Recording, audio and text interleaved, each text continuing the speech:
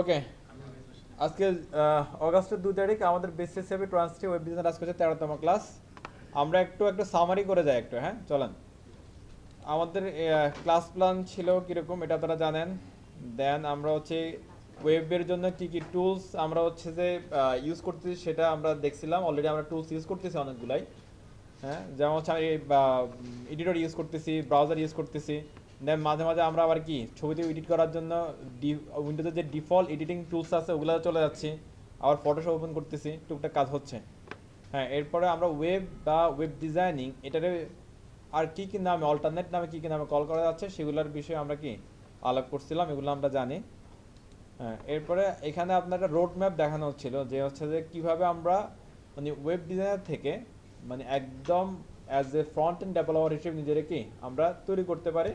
কারণ হচ্ছে যে মার্কেটে এখন ফ্রন্ট এন্ড ডেভেলপারের সবচেয়ে বেশি চাহিদা, ব্যাক এন্ডের চেয়েও এখন কোনো অংশে কি ফ্রন্ট এন্ডের চাহিদা কম না। আপনি যদি ফুললি ফ্রন্ট এন্ড ডেভেলপার হতে পারেন, আপনার যদি মার্কেটে খুব ভালো আপনার জব আছে, খুব ভালো রেঞ্জের জব আছে। ওকে, এবং ইভেন হচ্ছে মার্কেট প্লেসেও মানে অনলাইন মার্কেট প্লেস যেগুলো আছে আমাদের, এগুলোতেও এখন হচ্ছে ফ্রন্ট এন্ড ডেভেলপের প্রচুর চাহিদা। আমরা দেখেন এখানে আমরা HTML শিখতেছি, CSS শিখতেছি, এগুলো খুব ভালোভাবে শিখবো আমরা। জেএস এর প্রোগ্রামিং সাইডটা আমরা এখানে ভালোভাবে শিখে ফেলবো, অর্থাৎ জেএস এর ইনিশিয়ালিস্টটা এখান থেকে কি আপনাদের হয়ে যাবে। এটা আমরা যেভাবে আগাচ্ছি এভাবে আগাতে পারলে ভালোই হবে, ভালো পরিমাণে হবে। জি জি। আচ্ছা, এরপর হচ্ছে যে এখানে হচ্ছে যে আমরা ইনিশিয়াল স্টেজে আমরা থাকবো আর কি। বেশি আমরা গভীরে যাব না, কারণ হচ্ছে যে বেশি গভীরে গেলে এটার জন্য আমাদের অনেক টাইম লাগবে, অত টাইম আমাদের হাতে নাই। না, ফ্রেমওয়ার্ক শিখতেছি না জাভাস্ক্রিপ্টে। এরপর আমরা সিএসএস এর ফ্রেমওয়ার্ক শিখবো, বুটস্ট্র্যাপ। এবং এটার পাশাপাশি আপনারা নিজ উদ্যোগে টেলউইন্ডটা শিখবেন। যদি কোনো হেল্প লাগে আমি করব, সমস্যা নেই, আমরা করবো। হ্যাঁ, টেলউইন্ডের চেয়ে বুটস্ট্র্যাপটা ইজি আছে মানে প্রথমে শেখার জন্য। ওকে, এটা শিখতে পারলে এরপরে এগুলা আপনি অনেকটা ধরতে পারবেন। এরপরে হচ্ছে আমরা গিটহাব এগুলো দেখাবো এখান থেকে, ফটোশপ দেখাবো। যদি আমার পিসির যদি হায়াত ভালো থাকে তাহলে ফিগমাও দেখাতে পারবো, সমস্যা নেই। লাস্ট এগুলোতে ফিগমা তেমন দেখাতে পারবো যে ফিগমার হচ্ছে ফাইলগুলো ওপেন করলে পিসি আর হাঁটে না, সো এটা একটা সমস্যা। ওকে, হ্যাঁ, আমি ট্রাই করবো যদি হচ্ছে এর মধ্যে যদি হচ্ছে যে পিসিগুলো আপডেট হয়ে যায় তো আলহামদুলিল্লাহ, কোনো ইস্যু নাই। না হলে ল্যাপটপে দেখানোর ট্রাই করবো। হ্যাঁ, তো এখানে দেখেন আলটিমেটলি আপনারা শুধুমাত্র হচ্ছে যে এই এইটা ছাড়া আর সবই পেয়ে যাচ্ছেন। এখন আমি এই জন্য প্রথম দিকে বলছিলাম আপনারা যারা এখানে কোর্স করতে আসছেন নিশ্চয়ই সবার একটা গোল আছে। যদি ওই গোলটা ঠিকঠাক আপনারা চান যে কি অ্যাচিভ করতে, তাহলে এই কোর্সটা 3 মাস মনে না করে 6 মাস মনে করেন। 3 মাস এখানে ডে বাই ডে টাইম দেন, প্রতিদিনের টাস্কগুলো প্রতিদিন কমপ্লিট করেন, এবং এরপরে আরও 3 মাস আপনারা হচ্ছে হাতে সময় নিয়ে কিছু প্রজেক্ট বানান, এবং তার সাথে সাথে কি টেলউইন্ডটা শিখেন। তারপর হচ্ছে এখানে কোনো একটা ফ্রেমওয়ার্ক শিখেন, যে কোনো একটা ফ্রেমওয়ার্ক, তার মধ্যে আপনি হয় Vue শিখতে পারেন না হলে রিয়েক্ট শিখতে পারেন। এই দুইটার মধ্যে একটা বেস্ট হবে। ওকে, এটুক যদি করেন দেখেন আমরা এখানে যদি এটা টোটালি একটু সামারি করি, 80% আমরা এখান থেকে দিয়ে দিচ্ছি, 20% আপনাদের জন্য হাতে ছেড়ে দিচ্ছি। 20%টা আপনারা কাভার করতে হবে। যদি আপনারা কাভার করতে পারেন, আফটার 6 মান্থ আপনার হাতে যদি 15-20টা প্রজেক্ট থাকে এবং আপনি এখানে সবগুলা আপনার মেমোরিতে থাকে, আপনি সবগুলা স্কিল নিজের মধ্যে কি অ্যাচিভ করে নিতে পারেন, তাহলে আপনার খুব ভালো জব হবে। আর কাজ যদি মনে করেন যে না আমি লোকাল মার্কেটে জব করবো না, কোনো টেনশন নাই, ফ্রিল্যান্সিংয়ে অ্যাকাউন্ট খুললেই আপনি কাজ পাবেন যদি এগুলো সব পারেন। কারণ ফ্রন্ট এন্ডের প্রচুর চাহিদা, যদি ঠিকঠাক খুলতে পারেন, রাইট ওয়েতে ঠিকঠাক খুলতে পারেন, আপনি কাজ পাবেন। ওকে, কোনটা? হ্যাঁ, সেগুলো নিয়ে আলাপ করতে পারি, সেগুলো সমস্যা নেই। কীভাবে আপনারা কোনো একটা মার্কেট প্লেসে অ্যাকাউন্ট খুলতে পারেন, মার্কেট প্লেসে কীভাবে মার্কেটিং করতে পারেন, কীভাবে সেল ব্র্যান্ডিং করতে পারেন, এসব বিষয়ে আমরা আলাপ করতে পারি, কোনো সমস্যা নেই।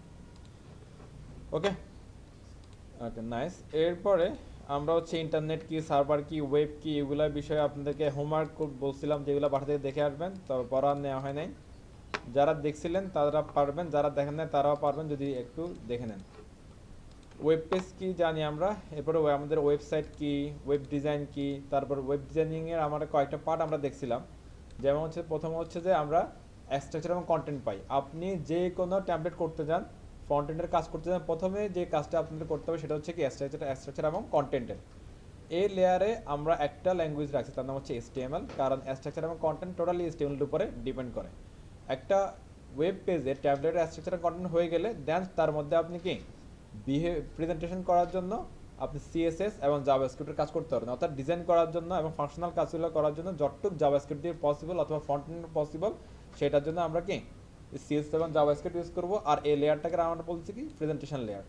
স্ট্রাকচার হয়ে গেল, কন্টেন্ট হয়ে গেল, সেটার প্রেজেন্টেশনের লেয়ারে আমরা নিয়ে আসলাম, তখন তার বিহেভিয়ার আমরা দেখতে পাবো। বিহেভিয়ার দেখার জন্য আমাদের ব্রাউজার ইউজ করবো, অর্থাৎ আমাদের অনলাইন ব্রাউজারগুলো বা ইন্টারনেট ব্রাউজারগুলো। হ্যাঁ, এরপরে আমরা ওয়েবসাইটের ব্যাপারে যখন আসছি তখন বলছিলাম ওয়েবসাইট দুই ধরনের হয়, একটা হচ্ছে স্ট্যাটিক, একটা হচ্ছে কি ডাইনামিক। যে ধরনের ওয়েবসাইটের ডাটাগুলো ফিক্সড থাকে, দুনিয়ার যে ঢুক না কেন ডাটা ফিক্সড। হ্যাঁ, এখানে ডাইনামিক্যালি কোনো কিছু চেঞ্জ করা যায় না, অর্থাৎ আমি আমার মধ্যে চেঞ্জ করবো, আপনি আপনার মধ্যে চেঞ্জ করবেন, এরকম কোনো অপশন থাকবে না। ইভেন হচ্ছে যে কোনো অথরাইজ পার্সন সেও ডাইনামিক্যালি বা প্রোগ্রামালি কোনো কিছু চেঞ্জ করতে পারবে না। ইভেন এটার জন্য ডাটার কোনো ডাটাবেসও থাকবে না। আমরা যে হচ্ছে স্ট্রাকচার এবং কন্টেন্ট করি, সেই স্ট্রাকচার কন্টেন্টের মধ্যেই ডাটাগুলো থাকবে। ওকে, এই ধরনের হচ্ছে যে পেজগুলোকে আমরা বলবো স্ট্যাটিক পেজ। আর এর বিপরীত যেটা আছে, যে হচ্ছে যে আপনার ওয়েব পেজে শুধু স্ট্রাকচারই থাকবে, কন্টেন্ট থাকবে ডাটাবেজে। ডাটাবেজের ইউজার যদি হয় একাধিকজন, অর্থাৎ ওয়েবসাইটের ইউজার যদি হয় কি মাল্টিপল, তাহলে সবার জন্য ডাটা থাকবে আলাদা আলাদা, লাইক ফেসবুক, গুগল, এরকম। তো এগুলো হচ্ছে কি ডাইনামিক ওয়েবসাইট বা ডাইনামিক অ্যাপ্লিকেশন। ওকে, HTML এর অনেকগুলো ভার্সন আছে, আমরা লেটেস্ট ভার্সনটা ইউজ করতেছি, তার নাম হচ্ছে HTML5। এখানে আমরা কিছু ডেট ছিল এগুলো বাদ দিয়েছি, ডেটগুলো ইগনোর করেন, গুগলে একসময় একরকম ইনফরমেশন পাবেন। এরপরে HTML কি এটা সম্বন্ধে আমরা জানছিলাম। HTML হচ্ছে কি, ছয়টার ফুল ফর্ম হচ্ছে যে হাইপারটেক্সট মার্কআপ ল্যাঙ্গুয়েজ। আপনারা যে কেউ জিজ্ঞেস করে শুধু এটুকু বলেই আপনারা থেমে যায় না, এরপরে আপনাদের মতো করে গোছাই কিছু এটা বলতে পারেন। যেমন HTML দিয়ে আমরা ওয়েব পেজের স্ট্রাকচার এবং কন্টেন্ট ডিজাইন করি, কন্টেন্ট তৈরি করি। আমরা HTML কি হাইপারটেক্সট মার্কআপ ল্যাঙ্গুয়েজ, এই HTML দিয়ে ওয়েব পেজের স্ট্রাকচার এবং কন্টেন্ট আমরা তৈরি করি, এভাবে আমরা বলতে পারি। শুধুমাত্র এটা বলে থামা যাবে না। এখানে আছে কি দেখেন, it's a tag based markup language. এটা হচ্ছে কি ট্যাগ বেসড একটা মার্কআপ ল্যাঙ্গুয়েজ, যেটা দিয়ে ওয়েবসাইটে স্ট্রাকচার এবং কন্টেন্ট তৈরি করে। এরপরে এটা তৈরি করছে কে, স্যার টিম বার্নার্স-লি 1989 সালে। ডেটগুলো নিয়ে কনফিউশন আছে। ফার্স্ট রিলিজ হয় ডেভেলপ হয় 1990 সালে, ফার্স্ট ভার্সন অফ রিলিজ 1991। এটা বলা হয় HTML 1.0। আমরা হচ্ছে লাস্ট হচ্ছে যে আমাদের একটা ট্রেনিং সেন্টার আছে উত্তরাতে, ওইখানে আমরা গেছিলাম। ওইখানে কোশ্চেনটা আসছিল যে হচ্ছে যে আপনার মানে ফাইনাল অ্যাসাইনমেন্টে HTML এর আবিষ্কারক কে, তারা লিখছে যে হচ্ছে টম বার্নার্স-লি। আর টিমরে টম বানাইলে কিন্তু হবে না। হ্যাঁ, যেটা টিম সেটা টিম, যেটা টম সেটা টম। কোশ্চেন ওটা আমরা কিছু জিন পালি, এরা করে না আপনারা করেন নাকি অন্য? হ্যাঁ, কেউ না কেউ করে। হ্যাঁ, আমাদের মধ্যে থেকে কেউ না কেউ করে। আচ্ছা, এটুকু ক্লিয়ার। হ্যাঁ, এরপরে HTMLটা কি, HTMLটা বলছি কি, ট্যাগটা বলতেছি কি, ট্যাগ হচ্ছে একটা সিনট্যাক্স। কারণ আমরা এতদিন পর্যন্ত দেখে গেছি ট্যাগ লিখার আমরা মনের মতো করে ট্যাগ লিখতে পারি না, কিন্তু হয়তোবা ট্যাগের অনেকগুলা কিওয়ার্ড যেমন বডি, হেড, টাইটেল, এগুলা আমাদের সবাই পরিচিত এগুলোর সাথে। হ্যাঁ, নর্মাল রিয়েল লাইফে আমরা হেড, বডি, টাইটেল এগুলো আমরা পরিচিত, কিন্তু HTML এর বেলায় আসলে আমরা যেভাবে টাইটেল জানি, যেভাবে বডি জানি, ওইভাবে আমরা লিখতে পারি না। একটা সিনট্যাক্স মেনে আমাদেরকে লিখতে হয়, রাইট? যদি আমরা বলছিলাম কি এগুলো কি সিনট্যাক্স, এটা কি করে, এটা হচ্ছে ব্রাউজারে কোনো কিছু কীভাবে শো হবে সেটা ডিসক্রাইব করে। ওকে, এরপরে আমরা যত ট্যাগ পাবো HTML এর সবগুলো মিলাই, যেটা দ্বারা সেটা হচ্ছে কি মার্কআপ ল্যাঙ্গুয়েজ। সেটা কি মার্কআপ ল্যাঙ্গুয়েজ। এই জন্য আপনি একটা ওয়েব পেজের যখন কোড দেখবেন তখন এটা একটা মার্কআপ বলতে পারেন। এবং হচ্ছে আপনারা যদি কেউ জিজ্ঞেস করে যে ভাই আপনার ওয়েব পেজের মার্কআপটা দেখান আমারে, তাহলে আপনার বুঝতে হচ্ছে কি সে আপনার কোডটা দেখতে চাচ্ছে, কোডের প্যাটার্নটা দেখতে চাচ্ছে। ওকে ওকে, এটা হচ্ছে যে ট্যাগের শুরু শেষ। এবং ট্যাগ সিনট্যাক্স বলার কারণ হচ্ছে এটা যে কিওয়ার্ডগুলো থাকবে, এই কিওয়ার্ডগুলোর আগে পরে এভাবে করে কি শুরু শেষ করতে হবে। আর এটা হচ্ছে HTML এর রুলস। আর কিছু কিছু আপনার ট্যাগ থাকবে, সেগুলোর শুরুর অংশ থাকবে, শেষের অংশ থাকবে, অর্থাৎ স্টার্টিং থাকবে, ক্লোজিং থাকবে, ওপেনিং থাকবে, ক্লোজিং থাকবে। ওকে, আবার কিছু কিছু ট্যাগ থাকবে সেগুলো শুধুমাত্র কি ওপেনিং থাকবে, কোনো ক্লোজিং থাকবে না। ওকে, স্টার্টিং থাকবে, ক্লোজিং থাকবে, এবং হচ্ছে যে কি মাঝখানে কন্টেন্ট থাকবে, তাহলে আমরা তারা বলতে পারবো কি এলিমেন্ট। ওকে, ইভেন হচ্ছে যে সব ট্যাগের মধ্যে কি ক্লোজিং ট্যাগ নাই, সেগুলোও এলিমেন্ট। সেগুলো হতে পারে কি এমটি এলিমেন্ট, অথবা হচ্ছে কি সিঙ্গেল এলিমেন্ট। যদি হয় এটা BRHR, যেটার মধ্যে কোনো কন্টেন্ট দেওয়া যাচ্ছে না, এটা হচ্ছে কি এমটি এলিমেন্ট। আবার যদি হয় ইমেজ, সোর্স, এগুলো হতে পারে কি সিঙ্গেল এলিমেন্ট, কারণ এগুলোর মধ্যে কি থাকবে কন্টেন্ট থাকবে। ক্লিয়ার? অনেক কথা বলতেছি, এগুলো একটা হচ্ছে যে আপনারা অলরেডি জানেন, ওই জন্য আমি বলে চলে যাচ্ছি। একটা হচ্ছে মাথায় ব্রেনে একটু রিকল করে নেন। ওকে, এরপরে আমরা HTML যখন কোড করছিলাম তখন দেখছিলাম যে শুধুমাত্র HTML ট্যাগই, মানে একটা শুরুতে ট্যাগ, এটার ভিতরে ট্যাগ, ওইটার ভিতরে ট্যাগ, মানে একদম সিরিয়ালি কি শুধু ট্যাগ আর ট্যাগ আসতেছে। এভাবে যখনই কোনো ট্যাগ আর ট্যাগের ভিতরে আসতেছে তখন আমরা তারা বলছি কি নেস্টেড এলিমেন্ট। কোন একটা ট্যাগ আরেকটা ট্যাগের ভিতরে আসলে তারা বলছি আমরা কি নেস্টেড এলিমেন্ট। হ্যাঁ, এবার নেস্টেড এলিমেন্ট আসলেই আমরা হচ্ছে যে প্যারেন্ট এলিমেন্ট থেকে একটা স্টেপ ডান দিকে সরাই নিই। একটা স্টেপ বলতে একটা ট্যাব বুঝাচ্ছি আমরা। হ্যাঁ, যখনই নেস্টেড এলিমেন্ট আসবে তখন তার প্যারেন্ট এলিমেন্ট থেকে একটা ট্যাব ডান দিকে আমরা সরাই দিব। ওকে, এই যে আমরা প্রতি ইয়াতে এক স্টেপ করে ডান দিকে সরাই নিই, এটাকে বলা হয় ইন্ডেন্টেশন বলা হয় আর কি মূলত। আমরা যদি এটা গুগলে সার্চ করি কোড ইন্ডেন্টেশন এরকম কিছু একটা, দাঁড়ান নেট তো শেষ।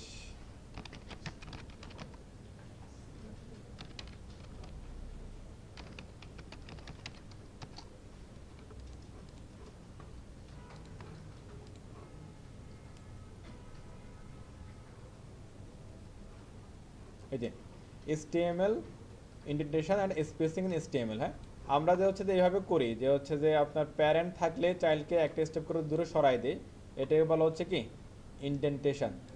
ওকে, হ্যাঁ স্পেসিং, স্পেসিং আছে সবই আছে। যেমন এখানে বলছে কি ব্যাড এক্সাম্পল পি, এটা ভালো করে এটা একটু খেয়াল করেন প্লিজ, সবাই ভালো করে খেয়াল করেন এটা। আমরা যখন কোড লিখি এইভাবে করে আমরা লিখে ফেলি না অনেক সময়, আপনারা অলরেডি কিন্তু এগুলো একটা পেস করতেছেন সবাই। পি এর ভিতরে S2 আছে, তার মানে S2 হচ্ছে কি পি এর চাইল্ড। যদি পুরোটা এক লাইনে হয় তাহলে কোনো কথাবার্তা নেই, তাহলে ঠিক আছে। যখনই আপনি এগুলার এইভাবে ভেঙে ভেঙে নিচে আনবেন, যেমন পি এর এন্টার দিয়ে S2টা নিচে আনলেন, S2 এর মধ্যে এন্টার দিয়ে এই লেখাটা নিচে আনলেন, এরপর বাকিগুলো এন্টার দিয়ে দিয়ে এভাবে নিচে নিলেন, তার মানে তখন আপনার প্যারেন্ট চাইল্ডটা খেয়াল রাখতে হবে। আপনার খেয়াল রাখতে হবে কি ইন্টেনশনের রুলসটা ফলো করতে হবে, ইন্টেনশনটা খেয়াল রাখতে হবে। ওকে, খেয়াল রাখলে কীভাবে করতে হবে দেখেন, দেখেন সুন্দর করে এক লাইনে লিখে ফেলছে, কোনো সমস্যা নেই। যদি মনে করেন যে আমি এক লাইনে লিখবো না, নিচে নিচে লিখবো, তাহলে দেখেন পি এবং পি আছে এবং এখানে একটা ট্যাব ইউজ করে পাশে লেখাটা লিখছে, তাহলে দেখেন সুন্দর লাগে। কিন্তু এটা অনেকে আমরা ভুল করতেছি, এখানে স্পেস ট্যাব না দিয়ে পি যেখানে আছে এখানে বরাবর ট্যাগও লিখে ফেলি, বরাবর টেক্সটও লিখে ফেলি, কন্টিনিউ লিখে ফেলি। এরকম আছে না অনেকে আমরা, নাকি? আচ্ছা, স্বীকার না করলেও আছে কিন্তু। এরপরে দেখেন এটা যদি এক লাইনে থাকতো পি পি এর পরে S2 একই লাইনে, তাহলে কোনো প্রবলেম ছিল না। যখনই আমরা এখানে এন্টার দিছি তখন এখানে কি নেস্টেড এলিমেন্টের ব্যাপার চলে আসছে, এখানে এই যে ইন্ডেন্টেশনের ব্যাপারটা কি চলে আসছে। তখন আমাদের কি করতে হবে, পি এর চাইল্ডারে এক স্টেপ সরাইতে হবে, S2 এর চাইল্ডারে এক স্টেপ সরাইতে হবে। যখন কোনো টেক্সট আসতেছে, কোনো কন্টেন্ট আসছে, সেটাও কিন্তু এক ধরনের চাইল্ড, সেটারও আপনার একটা স্টেপ কি করতে হবে, ডান দিকে সরাতে হবে। এই রুলসগুলো যতদিন পর্যন্ত কোড করছেন এগুলো খেয়াল রাখতে হবে। হ্যাঁ, please place the line break after every block element. Okay, do not place more on the block element. Okay, fine. আমরা এখন ব্লক এলিমেন্ট বুঝি না। হ্যাঁ, কিন্তু এখানে কি বলছে বুঝেন, ব্লক এলিমেন্ট শুনলেই তখন এই জিনিসটা আপনার মাথায় নিয়ে আসতে হবে। ইভেন আমরা ওইভাবে কোড করতেছি। ওরা বলতে যে কখনোই ব্লক এলিমেন্টগুলো পাশাপাশি বসাবেন না, যে পি একটা ব্লক এলিমেন্ট। হ্যাঁ, ব্লক এলিমেন্টগুলো সবসময় পাশাপাশি বসাবেন না, এগুলো কীভাবে বসাবেন, এন্টার দিয়ে দিয়ে নিচে নিচে বসাবো আমরা। হ্যাঁ, এবং ইনলাইন এলিমেন্টগুলো এটার বিপরীত হবে, পাশাপাশি বসানো যাবে, কোনো সমস্যা নেই। আবার ইনলাইন এলিমেন্ট কি, ব্লক এলিমেন্ট কি, এগুলো আমরা সিএসএস এ গেলে না, নিউ ট্যাগ না। আচ্ছা, লাইন ফরম্যাটিং। আচ্ছা, ওকে ফাইন, বলেই দিই। দেখেন আমাদের হচ্ছে কিছু কিছু ট্যাগ আছে, দেখবেন যে আপনার এখানে দুইটা পি আছে না। আচ্ছা, আমি রিয়েল লাইম একটা এক্সাম্পল দিয়ে দিই, চলেন। মনে করেন এই যে এইখানে সাদা একটা খাতা নিয়ে নিন, দুটো পি আছে দেখেন পাশাপাশি। হ্যাঁ, এখানে আমি বললাম, এটারে বললাম যে কি এ, এটারে এ, এটারে এ, এটারে এ। এখানে কি লাগবে আর হাইপার রেফারেন্স, এখানে একটা হাইপার রেফারেন্স, এখানে একটা হাইপার রেফারেন্স। ওকে, দুটো জিনিস আমরা এখানে পাচ্ছি। এখানে একটা এইচআর দিয়ে দিচ্ছি। ওকে, একটা আউটপুট দেয়। হ্যাঁ,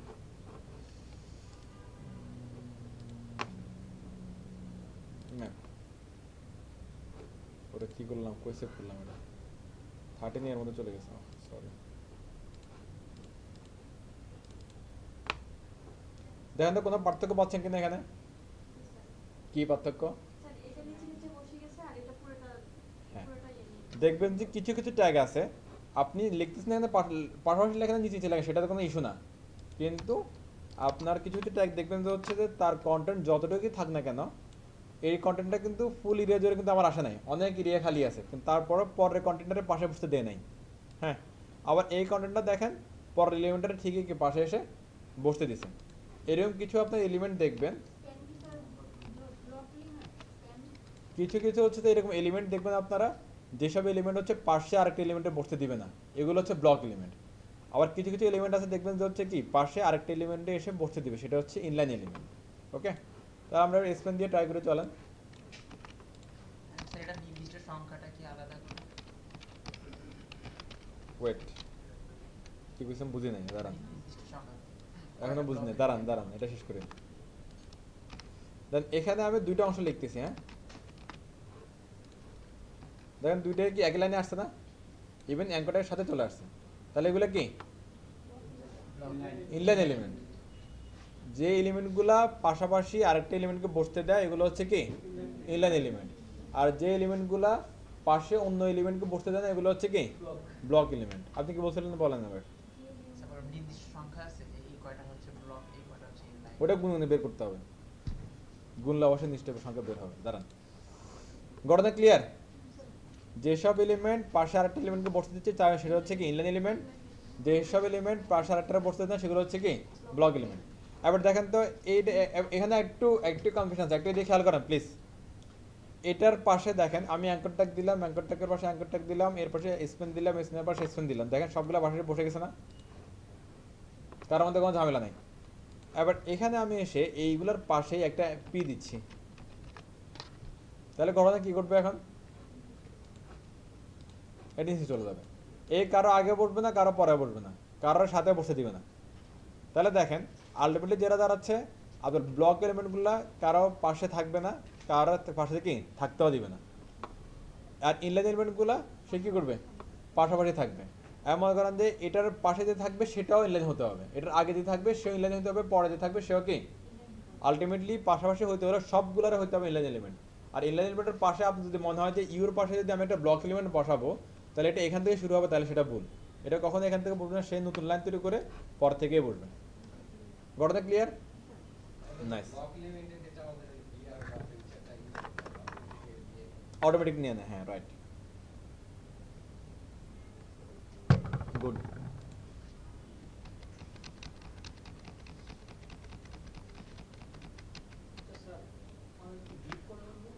হ্যাঁ হ্যাঁ হ্যাঁ, ওদিকে যাচ্ছি, দাঁড়ান একটু লাইনে থাকেন তাহলে হয়ে যাবে। ওকে, এবার লাইন ফরম্যাটিং, এখানে অনেক কথা লিখছে, এখানে আমরা এটা একটা ভালো একটা লিঙ্ক পাইছি, এটা আমরা লিঙ্কটা রেখে দিই।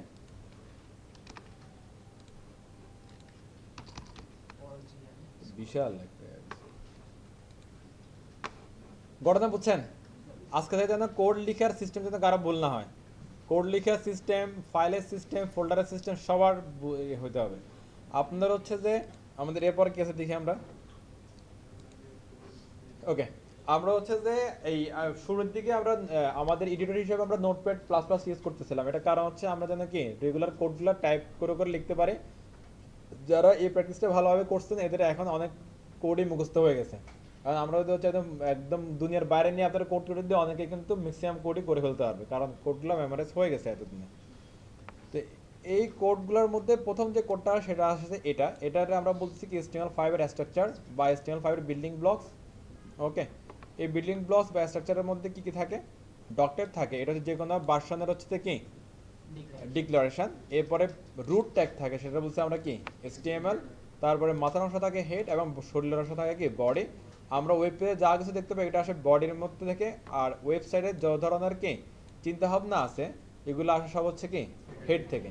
চিন্তাভাবনা বলতে মনে করেন তার পরিচয়, তার হচ্ছে যে নাম কি, কে তৈরি করছে, কেন তৈরি করছে, এবং এই ওয়েব পেজে অ্যাপ্লিকেশন কি আছে, মানুষ কি লিখে সার্চ করলে পাবে, এবং হচ্ছে যে এই ওয়েব পেজের সাথে কোন কোন সাইটের সম্পর্ক আছে বা কোন কোন পেজের সম্পর্ক আছে, অথবা কোন কোন লিঙ্কের সম্পর্ক আছে, কাছের সাথে সম্পর্ক থাকবে না, এভরিথিং এই হেডের মধ্যে কি বলে দেওয়া থাকে। ওকে, আমরা হচ্ছে বডির মধ্যে যেসব কাজ করব, যেসব কোড লিখবো এগুলো কখনোই হেডের মধ্যে আনবো না, এগুলো কোনো আউটপুট এখানে পাবো না। তো ভুয়া জিনিস আনে লাভ নাই। হ্যাঁ, এরপর হচ্ছে যে আমরা একটা HTML ফাইল যদি করে এটা সেভ করতে হয় এভাবে ডট HTML দিয়ে।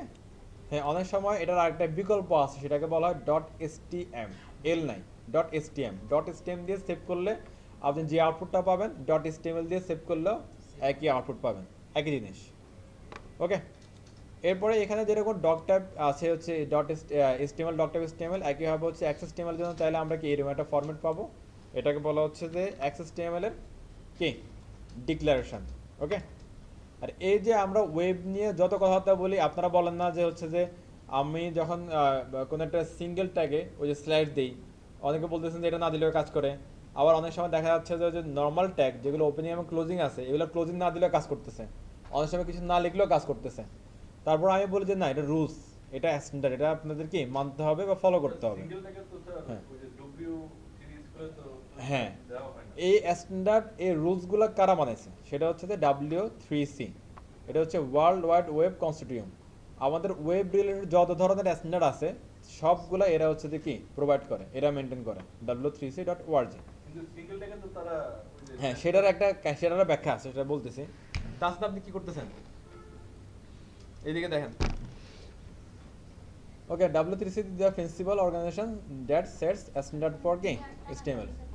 এই যে একটা তো দেওয়া বলেছে W3 স্কুলে যাবে, এটা সেও তো বললাম, সেটা ব্যাখ্যা আছে, এটা দিব, সমস্যা নেই, আসতেছেন। আচ্ছা, এরপরে হচ্ছে যে এই ট্যাগগুলো আমার শুরু হলো, আমাদের কোডে আসলাম। এগুলো হেডিং ট্যাগগুলো আমরা জানি, এগুলো হচ্ছে হেডিং ট্যাগগুলোর হচ্ছে যে আমরা কি প্রায়োরিটি বেসিসে ইউজ করব। একটা পেজ যদি হচ্ছে সবচেয়ে বেশি প্রায়োরিটি যার থাকবে সেটা হচ্ছে কি H1, এবং এর পরেরগুলো প্রায়োরিটি বেসিসে আমরা H2 থেকে H6 ইউজ করব। H1 একটা পেজে আমরা একবার ইউজ করতে পারবো, অন্যগুলো একাধিকবার ইউজ করতে পারবো, কোনো প্রবলেম নাই। এরপর যেখানে আপনার কি প্যারাগ্রাফ আর্টিকেল দরকার হবে, আপনারা চাইলে কি পি ইউজ করতে পারেন। এই পি এবং হেডিং যাই আসুক না কেন, অথবা যে কোনো টেক্সট আসুক না কেন, এগুলো চাইলে কি আমরা ফরম্যাটিং করতে পারবো, যেমন কি বোল্ড করা, ইটালিক করা, আন্ডারলাইন করা, এগুলো খুব সহজে আমরা এই ফরম্যাটিং ট্যাগগুলোর মাধ্যমে কি করে ফেলতে পারবো। আর HRBR বা সিঙ্গেল ট্যাগগুলোর হচ্ছে স্ল্যাশ নিয়ে বেশি একটা আমাদের ইস্যু আছে, সেটা আমরা একটা ব্যাখ্যা দিব, সেটার মাধ্যমে শেষ হয়ে যাবে আশা করি তাড়াতাড়ি, আজকে শেষ করে দিব এটা, দাঁড়ান। ওকে, এরপর যে ফ্রি ফরম্যাটিং ট্যাগ, এটার কাহিনী খেয়াল আছে সবার। আমরা প্রি ফরম্যাটিং ট্যাগের মধ্যে যে টেক্সটগুলো লিখবো, এই টেক্সটগুলো এডিটরে যেভাবে দেখা যাবে সেম টু সেম ভাবে আউটপুটেও দেখা যাবে। অর্থাৎ যেখানে আমরা হচ্ছে যে এন্টার দিব বা লাইন ব্রেক দিব, যেখানে স্পেস দিব, যেখানে মনে করেন শুরু থেকে একটা দূরে নিয়ে রাখবো, এভরিথিং সেম টু সেম হবে কি দেখাবে, কোনো চেঞ্জ নাই, কোনো চেঞ্জ হবে না। হ্যাঁ, এখন যে টেক্সট কিছুটা ছোট বড় অথবা হচ্ছে কালার চেঞ্জ অথবা যাই হোক না কেন, এগুলোর কারণ হচ্ছে যে সব ট্যাগের কিছু একটা বৈশিষ্ট্য থাকে। আমরা এই ট্যাগ HTML যে ট্যাগগুলো পাচ্ছি, ইভেন যে কোনো ল্যাঙ্গুয়েজে গেলে তার ওই ল্যাঙ্গুয়েজের প্যাটার্ন অনুযায়ী আমাদের কাজ করতে হয়। এবং হচ্ছে প্রত্যেকটা ল্যাঙ্গুয়েজের যে কোডগুলো আমরা লিখি না কেন, এই কোডগুলো কিন্তু ওইসব ল্যাঙ্গুয়েজের আগে থেকে কি প্রি ডিফাইন বা আগে থেকে নির্ধারিত। যেহেতু ল্যাঙ্গুয়েজের আগে থেকে নির্ধারিত, তাহলে ওই ল্যাঙ্গুয়েজের কিছু না কিছু কাজ ওই কোডগুলোর মধ্যে বা কিওয়ার্ডগুলোর মধ্যে কি বলে দেওয়া থাকে। এবং ঠিকঠাক আমার প্যাটার্ন বললে ইউজ করলে যে ট্যাগের জন্য বা যে কিওয়ার্ডের জন্য যে কাজগুলো বরাদ্দ করা আছে, সেই কাজগুলাই সে কি ব্রাউজারে আমাদেরকে অ্যাজ আউটপুট হিসেবে দেখাবে। এবার এটার জন্য একটা একরকম হবেই, এটা স্বাভাবিক। সবগুলো একরকম হলে যদি আউটপুট দিত, তাহলে তার এত টাকা আসতো না, অথবা এত কিওয়ার্ড আসতো না, এত কোড আসতো না। ওকে, এরপর আসলো কি অ্যাট্রিবিউট। এই যে মনে করেন এক একটা ট্যাগের একরকম আমরা আউটপুট দেখতেছি। এবার আমাদের অনেক সময় মনে হয় যে কি কোন একটা আপনার ট্যাগ আছে হচ্ছে এটার সাইজটা বড়, ফন্ট সাইজ বড়, আমরা এটা ছোট করব। কখনো এটা মনে হচ্ছে যে কালারটা কি ব্ল্যাক, আমরা কালারটা রেড করব। হ্যাঁ, অনেক সময় মনে হয় যে কি উইডটা ছোট, আমরা উইডটা বড় করব। এই যে নর্মাল বৈশিষ্ট্যের বাইরে আরো অন্য কোনো বৈশিষ্ট্য কি ওই ট্যাগের সাথে অ্যাড করে দিতে আমরা চাই। এখন যেমন আজিজা বললো যে এটা কি ফন্ট সাইজ ছোট হয়ে যাচ্ছে, তাহলে আমাদের একটা ইচ্ছে কি ফন্ট সাইজটা আমরা কি বড় করব। দেখেন, তাহলে নর্মাল ডিফল্ট বৈশিষ্ট্যগুলোর সাথে আমরা আরো বৈশিষ্ট্য অ্যাড করতে চাচ্ছি। এই যে অ্যাডিশনাল কিছু বৈশিষ্ট্য অ্যাড করার চেষ্টা বা অ্যাডিশনাল কিছু বৈশিষ্ট্য, এগুলোর বলা হয় কি অ্যাট্রিবিউট। ওকে, বা আমাদের যে হচ্ছে অ্যাডিশনাল বা এক্সট্রা যে ইনফরমেশনাল বৈশিষ্ট্যগুলো অ্যাড করার যে প্রক্রিয়া, এটাকে বলা হয় কি অ্যাট্রিবিউট। অ্যাট্রিবিউটটা কীভাবে আমরা ইউজ করতে পারি, এটা হচ্ছে HTML এর স্টার্টিং ট্যাগের মধ্যে আমরা ইউজ করতে পারি। তো আমরা যখন কোড করি, অনেক কোড যখন হয়ে যায় তখন একটা হিজিবিজি যদি লাগে, হিজিবিজি বিষয়টা ক্লিয়ার হয়ে যাবে যদি বুঝে বুঝে আপনারা কোড করেন। চেষ্টা করুন সবসময় একটা ক্লিন কোড করার আর একটু ধাপে ধাপে কোড করার আর কি। হ্যাঁ, 5 ট্যাগের মধ্যে স্পেস দিয়ে আপনি চাইলে কি অ্যাট্রিবিউটের নাম এবং ইকুয়াল ডাবল কোটেশনের মধ্যে ভ্যালুটা লিখতে পারেন। আমরা চাইলে কি মাল্টিপল অ্যাট্রিবিউট ইউজ করতে পারি, জাস্ট মাঝখানে একটা করে কি স্পেস স্পেস দিতে হবে, হ্যাঁ। আর প্রতিটা অ্যাট্রিবিউটের মধ্যে কি থাকবে, attribute name and value, name and value মাঝখানে থাকবে কি ইকুয়াল সাইন। আর দুইটা অ্যাট্রিবিউট বা একাধিক অ্যাট্রিবিউটের মধ্যে থাকবে একটা করে স্পেস। ওকে, আমরা জানি এগুলা। এরপরে বলছিলাম কি হচ্ছে যে আপনাদের আমরা যাই কিছু করি না কেন এরিয়া ওয়াইজ অথবা হচ্ছে যখনই দরকার হতে পারে আমরা ইউজ করবো হচ্ছে কি কমেন্ট করে রাখা, অথবা কোনো কোড এমন যদি হয় যে আমি কোডটা পরবর্তীতে লাগতে পারে, আপাতত আমি কোডটা অফ রাখবো, ইউজারকে দেখাবো না বা ব্রাউজারে শো করাবো না, তাহলে সেখানে আমরা ইউজ করবো কি কমেন্ট। এটা হচ্ছে কমেন্টের রাইট ওয়ে। হ্যাঁ, আবার অনেক জায়গায় দেখবেন যে হচ্ছে এখানে এরকম করে কিছু ইয়া দিয়ে থাকে, এরকম করে দিয়ে দেয়, অথবা হচ্ছে যে এভাবে দিয়ে দেয়। হ্যাঁ, এগুলো আপনারা দেখবেন, এগুলো দিয়ে দেওয়া হচ্ছে যে ওই কমেন্টটা চোখে পড়ার জন্য ভালো করে। অনেক সময় দেখা হয় কি মানে অনেক বেশি কোডের মধ্যে এই অল্প একটু জিনিস দেখা যায় না। হ্যাঁ, এগুলোর এইভাবে দিলে তখন এটা কি একটু চোখে পড়ে। আরও অনেক ওয়ে আছে, একজন একভাবে দেয়, আপনারা চাইলে দিতে পারেন। তবে হচ্ছে যে আমাদের এই যে কোডগুলো করতেছি না, এই কোডের ভ্যালিডেশন আছে, মানে কোডটা আমরা কি ঠিকঠাক করলাম নাকি কোথাও রং আছে, রুলস কোথাও কি ব্রেক হয়েছে, এটা চেক করার ওয়ে আছে। আমরা যদি এভাবে কোডটা লিখি তাহলে ওই চাকে এটার রং বলে আর কি, এভাবে করতে নিষেধ করে তারা, অ্যাকচুয়ালি এভাবে করতে বলে। তো আমরা দুইটাই অ্যাপ্লাই করতে পারো, তো প্রফেশনাল ওয়ে হচ্ছে এটা, চাইলে ওই রকমই করতে পারেন, সমস্যা নাই। এরপর আমরা টেবিলে আসছিলাম, টেবিল নিয়ে আমাদের কাজ হয়েছে, এখনো টেবিলের মধ্যে আমরা আছি। টেবিলটা বলছিলাম আমরা দুই কাজে আমরা ইউজ করবো, একটা হচ্ছে কি স্ট্রাকচার করার জন্য, একটা হচ্ছে যে ডাটা ইউজ করার জন্য। আমরা স্ট্রাকচার দিয়েছি, ডাটা মেবি আমরা দেখি নাই, সো আজকে ডাটা দেখে বলবো।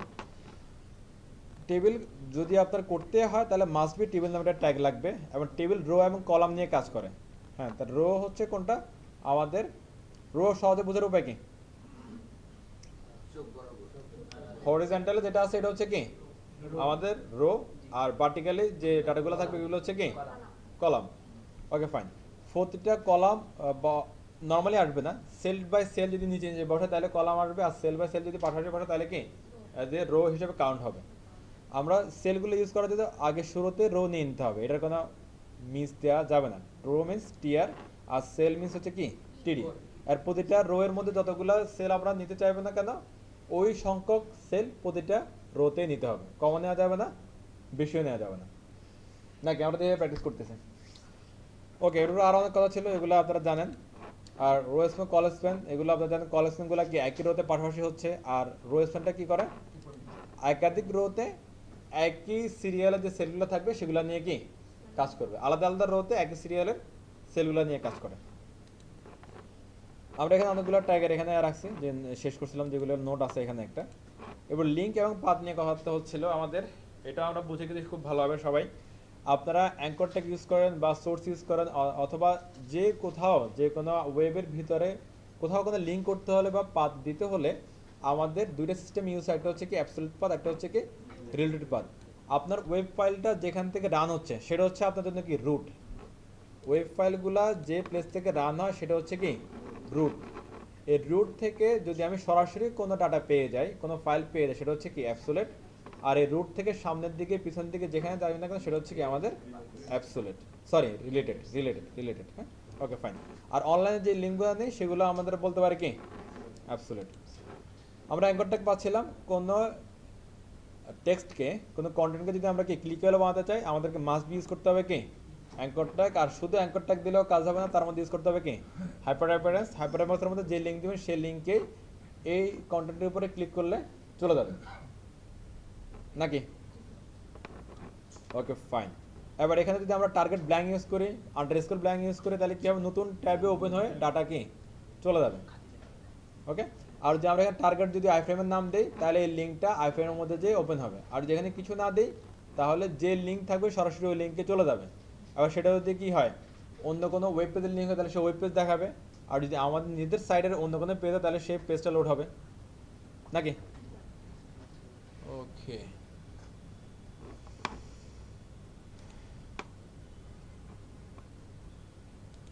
অডিও ট্যাগ ইউজ করছি আমরা, ভিডিও ট্যাগ ইউজ করছি রাইট। অডিও ভিডিও ট্যাগ দুইটাই কমন, যেমন হচ্ছে যে শুধুর চেঞ্জগুলো কোথায় আসে, অডিও ট্যাগের ক্ষেত্রে কি মেন ট্যাগটা হয় অডিও, আর ভিডিও ট্যাগের ক্ষেত্রে মেন ট্যাগটা হয় কি ভিডিও। ভিডিও ট্যাগের যেহেতু একটা ফ্রেম আসে যেখানে আমরা ভিডিও ভিজুয়ালটা দেখতে পাই, এই জন্য এখানে কি উইড হাইটের বিষয় একটা আছে, রেশিও ঠিকঠাক করে উইড হাইট দিয়ে দিবেন।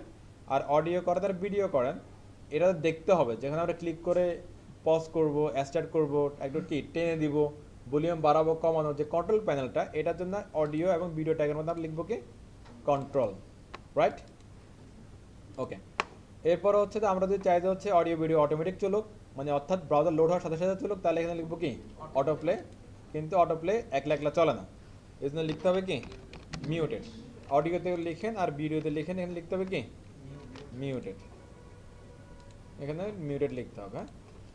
এরপর আমরা যদি চাই যে হচ্ছে যে একটা অডিও বা ভিডিও বারবার চলুক তাহলে লিখে দিতে হবে কি লুপ। ওকে, এরপরে আমরা এত কিছু রাখলাম না, সিঙ্গেল করেছি, একটাই করে দিই, এখানে একটা করে দিলাম, এখানে একটা করে দিলাম। আমরা যে হচ্ছে অডিও এবং ভিডিও লিঙ্কটা বলে দিব, সেটার জন্য হচ্ছে যে একটা করে কি লাগবে, সোর্স লাগবে, সোর্স ট্যাগ লাগবে। এই সোর্স ট্যাগটা হচ্ছে কি সিঙ্গেল এলিমেন্ট। কি এলিমেন্ট এটা? Single element. এটাকে এমটি এলিমেন্ট বলা যায় না, এটা হচ্ছে কি সিঙ্গেল এলিমেন্ট। এটার মধ্যে প্রথমে আপনারা বলতে হবে কি সোর্স ট্যাগের মধ্যে আবার সোর্স অ্যাজ এ অ্যাট্রিবিউট, এটার মধ্যে ওই যে লিঙ্ক বা পাথ, এটা বলে দিতে হবে যে আপনার অডিও ফাইলটা কোথায় আছে সেই লোকেশনটা উইথ এক্সটেনশন, ভিডিও ফাইল কোথায় আছে সেটার লোকেশন উইথ কি নেম অ্যান্ড এক্সটেনশন, এবং বলে দিতে হবে মাইম ট্যাব, যে ফাইলটা দিচ্ছেন এটার কি মাইম ট্যাবটা কি, ওই ওজিজি হলো ওজির মাইম ট্যাব কি, ভিডিও হলে ভিডিওর মাইম ট্যাব কি, এমপি হলো এমপির মাইম ট্যাব কি। মাইম ট্যাব কি আমরা জানি, আমাদের হচ্ছে যে কোনো ফাইলের একটা ফরম্যাট থাকে বা এক্সটেনশন থাকে, যেমন কি এখানে ওজিজি আছে, এখানে কি আছে MP4 আছে, এই MP4 এবং ওজিজির উপরে একটা ট্যাব আছে, সেটাকে বলা হয় কি মাইম ট্যাব। এটা আবার বলতে পারি কি মিডিয়া ট্যাবে বলতে পারি, মাইম ট্যাবে বলতে পারি, সেই ট্যাবটা এখানে কি দিতে হবে। ওয়েবের ক্ষেত্রে যত জায়গায় দেখবেন না ট্যাব চাচ্ছে, তার মানে তারা এখানে কি মাইম ট্যাব চাচ্ছে বা মিডিয়া ট্যাব চাচ্ছে। কথা ক্লিয়ার? আর গুগলে সার্চ করলে ভালো লিঙ্ক পাবো মাইম ট্যাবের, যেখানে অনেকগুলো আমরা পাইতে পারি, অথবা সরাসরি আপনারা যে ট্যাবটা এখান থেকে চাওয়া হচ্ছে সেই ট্যাবের নাম ধরেও কল করতে পারেন। জাস্ট এখানে যদি MP4 হয়, MP4 মাইম ট্যাব, হ্যাঁ এভাবে দিলে চলে আসবে। ভাগ্য ভালো থাকলে সরাসরি এখানে আসবে, অথবা কিছু সাইট সাজেস্ট করবে, সেগুলোতে গিয়ে খুঁজলেই পাবেন। কথা ক্লিয়ার? ওকে,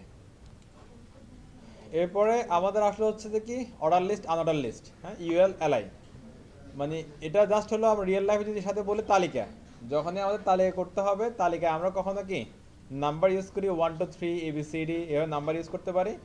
আবার কখনো আমরা কি সিম্বল ইউজ করি, যখন আপনার সিম্বল ইউজ করে লিস্ট বানাতে হবে তখন আপনি ইউজ করবেন কি ইউএল, এবং এটার ভিতরে লিস্টের যে আইটেমগুলো আসবে সব আইটেমের জন্য কি একটা করে এলআই। যদি আপনার 1000 আইটেম আসে তাহলে 1000 এলআই, একটা আসলে একটা এলআই। যদি আপনি চান যে এটা কি 1 2 3 ABCD এভাবে আসবে, তাহলে আমরা ইউজ করবো কি ওয়েল। ওকে, আর ওয়েল আবার এগুলোর মধ্যে টাইপ দিলে কি আমাদের চেঞ্জ হয়ে যাবে, এটার মধ্যে আছে কি 1 A, তারপর এখানে কি ক্যাপিটাল আই স্মল আই, এভাবে দিলে এটার ওয়েলের যে টাইপ আছে যেমন 1 2 3 ABCD এগুলো কি চেঞ্জ হবে। ওকে, তো হচ্ছে ওয়েলের ব্যাপারে এরকম হয়, যেন ওয়েলের কি নর্মালি আসে কি একটা ওই সার্কেল আসে একটা, এবারে চাইলে আমরা এটা ডিস্কের মধ্যে চেঞ্জ করতে পারি, তার অ্যাসপেক্ট দিয়ে চেঞ্জ করতে পারি, আবার সিএসসি গেলে আনলিমিটেড চেঞ্জ করতে পারি। হ্যাঁ, এর ব্যাপারে আরেকটা কথা বলছিলাম যে কখন যদি আমাদের এরকম লিস্ট দরকার হয়, সেটার সামনে কোনো সিম্বলও থাকবে না, কোনো নাম্বারও থাকবে না, তাহলে আমরা ইউজ করব কি কোনটা ইউজ করে বলছিলাম ইউএল। হ্যাঁ, এমন হয় যেমন এইটা ধরেন যে W3 স্কুলের যে এই যে রাইট লেফট সাইড যেটা আছে আর কি, এটা কিন্তু একটা এরকম ইউএল এলাই।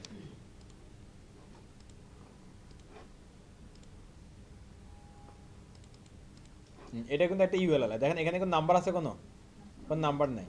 হ্যাঁ, এই যে এইগুলোতে আমরা ইউজ করবো কি ইউএল আনঅর্ডার লিস্ট। ইভেন মজার ব্যাপার হচ্ছে যে উপরে যেগুলো আছে না, এগুলো হচ্ছে ইউএলএলআই, ইউএলএল এর ভিতরে অ্যাঙ্করটাকে অ্যাপ্লাই করছে। ওকে, তাহলে এখানে কিন্তু নাম্বার নাই, তাহলে এখানে ইউজ করতে হবে কি ইউএলএলআই। এখানে অবশ্য সব অ্যাঙ্করটাকে মারা দিছে, এখানে কি করছে এখানে সব অ্যাঙ্করটাকে দিয়ে দিচ্ছে। ওকে ফাইন, আমরা অন্য কোনো সাইডে যাই, লাইক হচ্ছে যে বেসিসে দেখি কি অবস্থা, চলেন।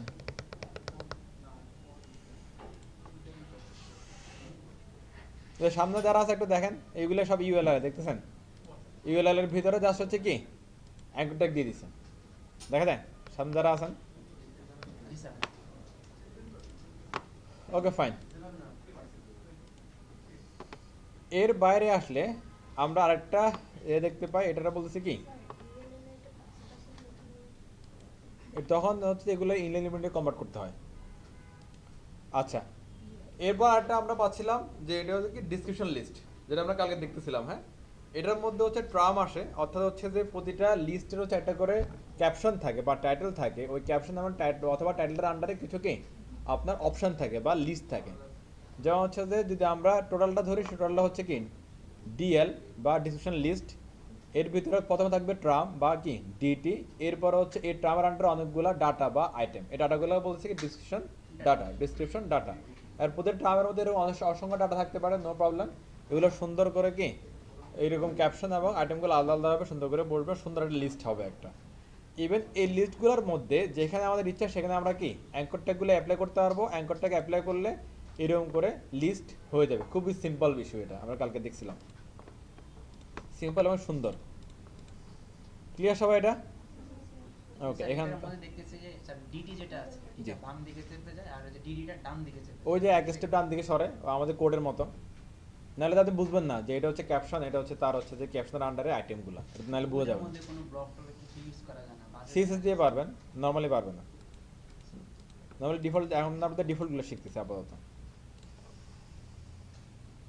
ওকে, এরপরে আমাদের একটা ট্যাগ ছিল ম্যাজিক ট্যাগ, সেটার নাম হচ্ছে কি আইফ্রেম। হ্যাঁ, আইফ্রেমের ভিতরে এসআরসি ইউজ করে যে কোনো কিছু এটার মধ্যে আমরা কি শো করাতে পারি, যদি সেটা আইফ্রেমে সাপোর্টেড হয় আর কি।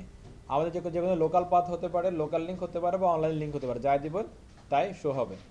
ইভেন আইফ্রেমের মধ্যে নাম দিয়ে নেম ডিক্লেয়ার করে আপনার অন্যান্য অ্যাঙ্কর ট্যাগে যে লিঙ্কগুলো থাকবে সেগুলো আর কি টার্গেটের মধ্যে বসাই দিলে, জাস্ট এখানে যদি আমি বলি যে নাম এবিসি এবং টার্গেটের মধ্যে যদি বলে দিই কি এবিসি, তাহলে এখানে যে লিঙ্কটা থাকবে এইটার উপরে ক্লিক করার পরে সেই লিঙ্কটা এবিসিতে যেয়ে কি ওপেন হয়ে যাবে, অর্থাৎ ওই আইফ্রেমের মধ্যে ওপেন হয়ে যাবে নাকি। এটা তো আমরা দেখছিলাম। তাহলে এগুলো আমাদের ক্লিয়ার, আর এগুলোতে আমাদের কোনো ইস্যু নাই। গ্রেট। তাহলে দেখেন আমাদের এই যে শর্টকাট জিনিসগুলো আমরা এতদিন ধরে শিখলাম, এগুলো আপনারা সবই জানেন। এই যে ম্যাক্সিমামটাকে আমাদের কভার হয়ে গেছে।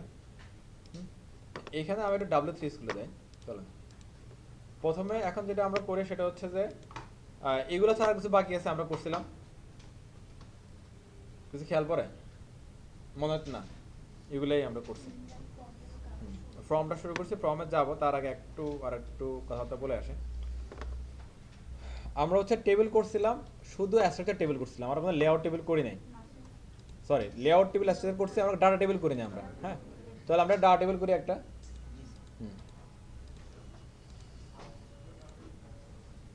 আমি হচ্ছে যে আজকে ডে আমাদের 13 না, এটা ডে 13 ফোল্ডার করতেছি একটা ডে 13। আপনারা চাইলে আমার সাথে সাথে আগাতে পারেন। একটা ইন্ডেক্স ফাইল নিয়ে নিই। যারা কথা বলতেছেন কেন কথা বলেন? আজিজ ভাই, আলাদা থেকে ওখান থেকে উঠে আলাদা উঠবেন।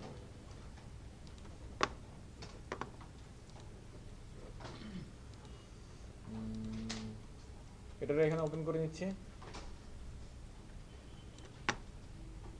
ওকে, এরপরে কি আমাদের প্রথমে কি আসে? Declaration, right? Doctor HTML, root element HTML start, HTML end শেষ। এখানে কি লাগে বলেন তো? একটা অ্যাট্রিবিউট আছে না এখানে, ল্যাং ইএন। ওকে, এরপর লাগে কি হেড, স্যার বাংলা দিয়ে তো একটা দেখা যায় না, স্যার। ওই বিএন। বাংলা তো বাংলাদেশে চলে না, আমি দেখাবো কি করে। এরপর হচ্ছে বডি, শেষ। হেডের মধ্যে কি কি আসে? টাইটেল আর হচ্ছে মেটা। টাইটেল,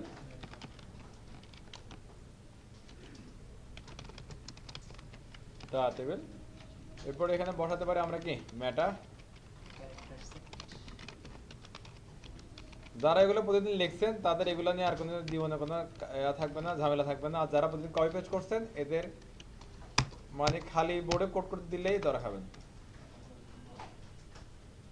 ওকে, আর মনে করেন যে আমি জাস্ট সিম্পল 5টা রো 5টা সেল নিয়ে প্রতিটা রোতে কাজ করে ফেলবো, আর কিছু না। দেখেন আমি হচ্ছে এখানে তাহলে কি করতে হবে? প্রথমে টেবিল নিতে হবে, যেহেতু আমরা টেবিল নিয়ে কাজ করব। টেবিল শুরু করলাম, টেবিল শেষ করলাম। দেন টেবিলের ভিতরে এসে বললাম 5টা রো 5টা সেল, তার মানে প্রতিটা রোতে 5টা করে সেল। টিআর ক্লোজ করলাম। এখানে টিডি দিচ্ছি, টিডি টিডি এটার মধ্যে উইড দিয়ে দিই, উইড 5টা যদি আমি কি সমাধানে ভাগ করি তাহলে কত করে আসে 25%। আর হাইট দিয়ে দিই একটা, হাইট ইকুয়াল টু দিলাম মনে করেন হচ্ছে কত 30 পিক্সেল। এই এটা জাস্ট কপি পেস্ট করলেই আমার কাজ শেষ। 1 2 3 4 5, এটা একটা রো গেলে এরকম 5টা রো নিব আমি, 1টা 2টা 3টা 4টা 5টা, শেষ আমার ডাটা টেবিলের কাজ। হ্যাঁ 60% হয়ে গেছে। এখানে উইড বলে দিচ্ছি 100%। এরপর হচ্ছে যে এটুক বলে আমরা একটা আউটপুটে যাই, দেখি কি আসে। আপাতত কিছুই নেই, কিন্তু ডাটা দিলে কিন্তু আমি ঠিক এখানে ডাটা দেখতে পাইতাম এখানে। হ্যাঁ লাইক এখানে যদি আমি ডাটা দিই, ডাটা যেখানে দেখতে পাচ্ছি এরকম সব ডাটা দিলে সবগুলো ডাটা আমরা কি দেখতে পাইতাম। আর উইদাউট ডাটা যদি আমরা টেবিলটা দেখতে চাই, এখানে লাগবে কি বর্ডার, বর্ডার ইকুয়াল টু 1 2 3 4 কিছু একটা। উইদাউট ডাটা যদি দেখতে চাই তাহলে কি বর্ডার, দেখেন সুন্দর করে চলে আসছে। এরপরে কে যেন জিজ্ঞেস করতেছিল সেল প্যাডিং আর কি সেল স্পেসিং। দেখেন মনে করেন আমি এখানে একটা ডাটা দিচ্ছি,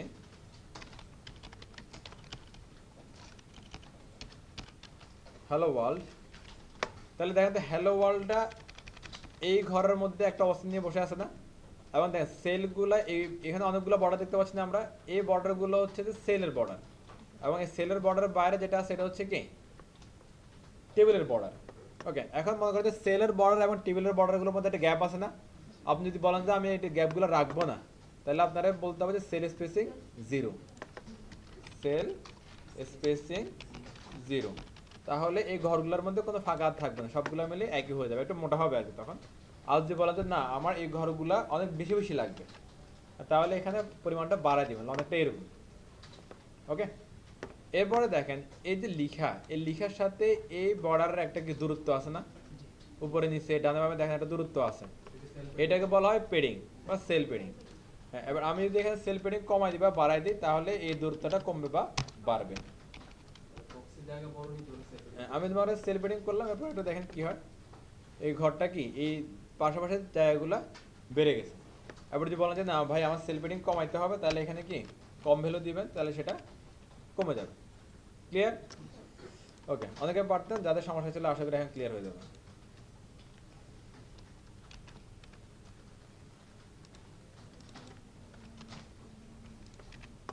ওকে, আমি এবার করলাম। হ্যাঁ, এবার ভালো লাগতেছে আমার কাছে, থাকে এবার।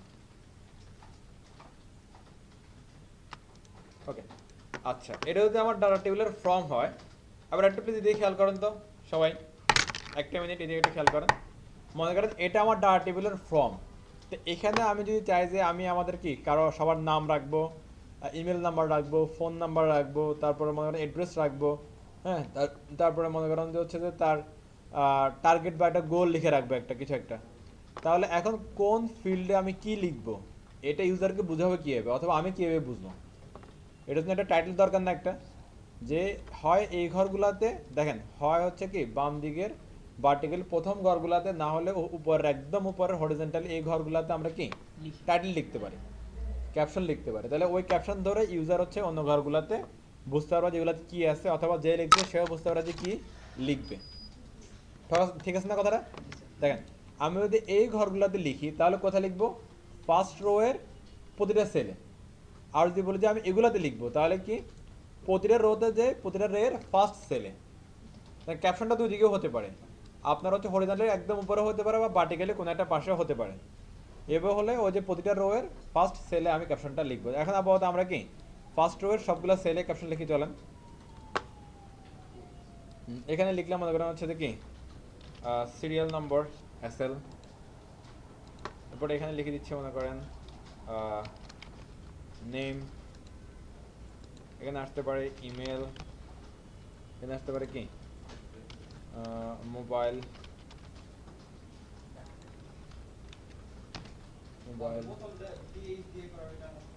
হ্যাঁ সেদিকে যাচ্ছি, দাঁড়ান আমরা তখন কিন্তু যাই না এখনো, আমি বলে নেই আজকে পর্যন্ত। এটা দেখেন এখন এখানে দেখেন, এটা আমি খুব সহজে বোঝাচ্ছি, এটা কি সিরিয়াল নাম্বারের ঘর, এটা নামের ঘর, এটা ইমেলের ঘর, এটা হচ্ছে কি মোবাইলের ঘর, এটা হচ্ছে কি অ্যাড্রেসের ঘর, খুব সহজে বোঝা যাচ্ছে।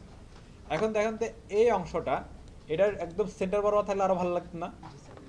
তাহলে আমরা কি করতে পারি, এখানে জাস্ট বলতে পারি কি অ্যালাইন, টিআরএ লিখবেন না স্যার? এখানে লিখে দিয়েছি অ্যালাইন সেন্টার।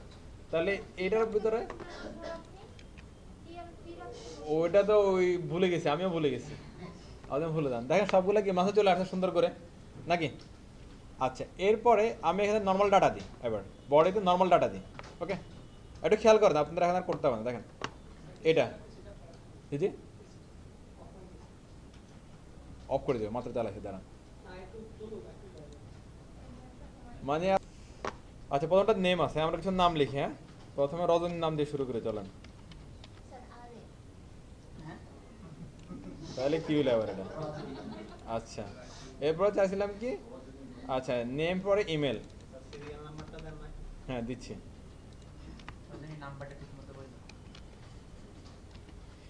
rajani@gmail.com। হ্যাঁ, এরপরে 01515 এমনি করে লিখে দিচ্ছি, কিছু একটা বেশি হয়ে গেছে। হ্যাঁ, ওকে। এরপরে ছিল অ্যাড্রেস, মানে লিখলাম আমাকে ঢাকা, বাংলাদেশ, শেষ, একটা অ্যাড্রেস হয়ে গেল। সুন্দর, কোনো ঝামেলা নাই। এবার আর লিখতে পারি আমরা চাইলে, এই দিক থেকে মাঝখান থেকে কার নাম লিখতাম, সিএম ভাইয়ের নাম লিখে দিই।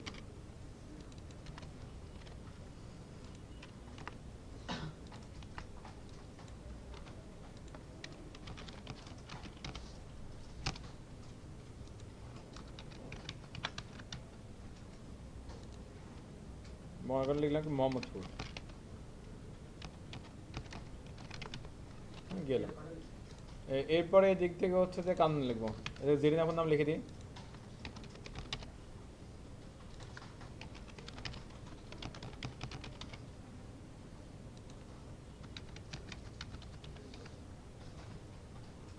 অ্যাড্রেস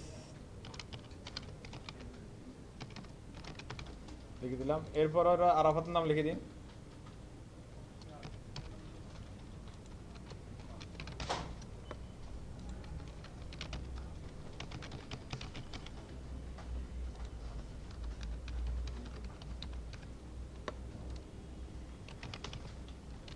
দেখেন সে ডাটা শেষ, চলে আসলো। সুতরাং আমাদের একটা কি ডাটা টেবিল হয়ে গেছে নাকি? এবার সেল বিডিং বাড়ান কমান ইচ্ছা আমাদের, পারবো না, এটা সিম্পল না। এবার এটা আসেন, এবার অ্যাকচুয়াল ডাটা টেবিলের ফরম্যাটে আমরা যাই।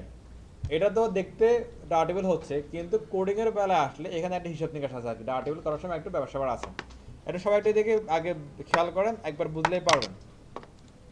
নর্মালি আমরা টেবিলটাকে যদি ভাগ করি, যেমন আমরা একটা ওয়েব পেজে ভাগ করি না, এটা হেডার, এটা বডি, তারপরে জিনিস দিয়ে গেলে এটা ফুটার। এইভাবে আমরা চাইলে একটা ডাটা টেবিলকেও ভাগ করতে পারি। আমরা চাইলে একটা কি ডাটা টেবিলকেও ভাগ করতে পারি। সেটা কীরকম আমরা একটু দেখায় চলেন।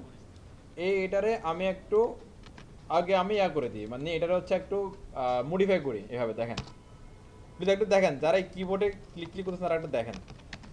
এখানে বললাম কি, এটারে বললাম কি হেডার, অথবা বললাম কি টেবিল হেডার। হ্যাঁ, প্রথমটা বললাম কি আমি টেবিল হেডার, পরেরটা বললাম কি টেবিল বডি। টেবিল বডির মধ্যে আমার সব ডাটা থাকবে। ওকে, আর যেখানে সব ডাটা শেষ সেখানে আমার টেবিল বডি শেষ। দেখেন তো আমি কোড করলাম কি, এটারে বললাম কি বোঝার জন্য কমেন্ট করে আসলাম, এটা হচ্ছে কি টেবিল হেডার, আর এগুলো সব হচ্ছে কি টেবিল বডির মধ্যে আছে। বিষয়টা আসলে এরকম না নাকি?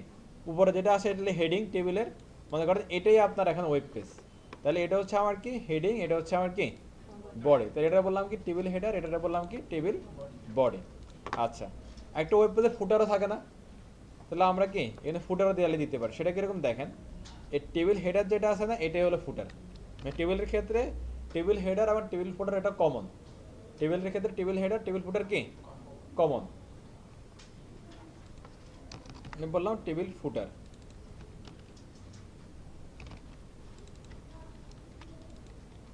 টেবিল ফুটার। ওকে, তাহলে আসলে টেবিল ফুটার যদি নিচে দিই তাহলে কেমন লাগে জিনিসটা দেখেন। সিরিয়াল নাম্বার, টাইটেল, যে ক্যাপশন যেগুলো আছে এগুলো উপরেও আছে, এগুলো কি নিচেও আছে। এখন যদি আমার ডাটা লিখতে লিখতে লিখতে লিখতে একটা সময় যদি কি এই পেজের বাইরে চলে যায়, মানে স্ক্রল করে নিচে চলে যায়, ইউজার তাহলে নিচের দিকে গেলেও দেখতে পারবে যে কি এই ঘরটা নেমের জন্য, এই ঘরটা হচ্ছে কি ইমেলের জন্য, এই ঘরটা সিরিয়াল নাম্বারের জন্য। মানে জিনিসগুলো আরো বেশি মিনিংফুল হলো আর কি।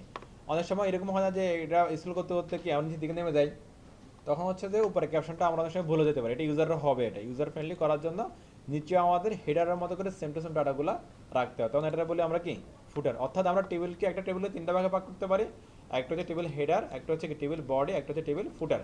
টেবিল হেডার এবং ফুটারে ক্যাপশন থাকবে এবং বাদ বাকি যা থাকবে সবই টেবিল বডির ভিতরে। আর এটা ক্লিয়ার সবাই?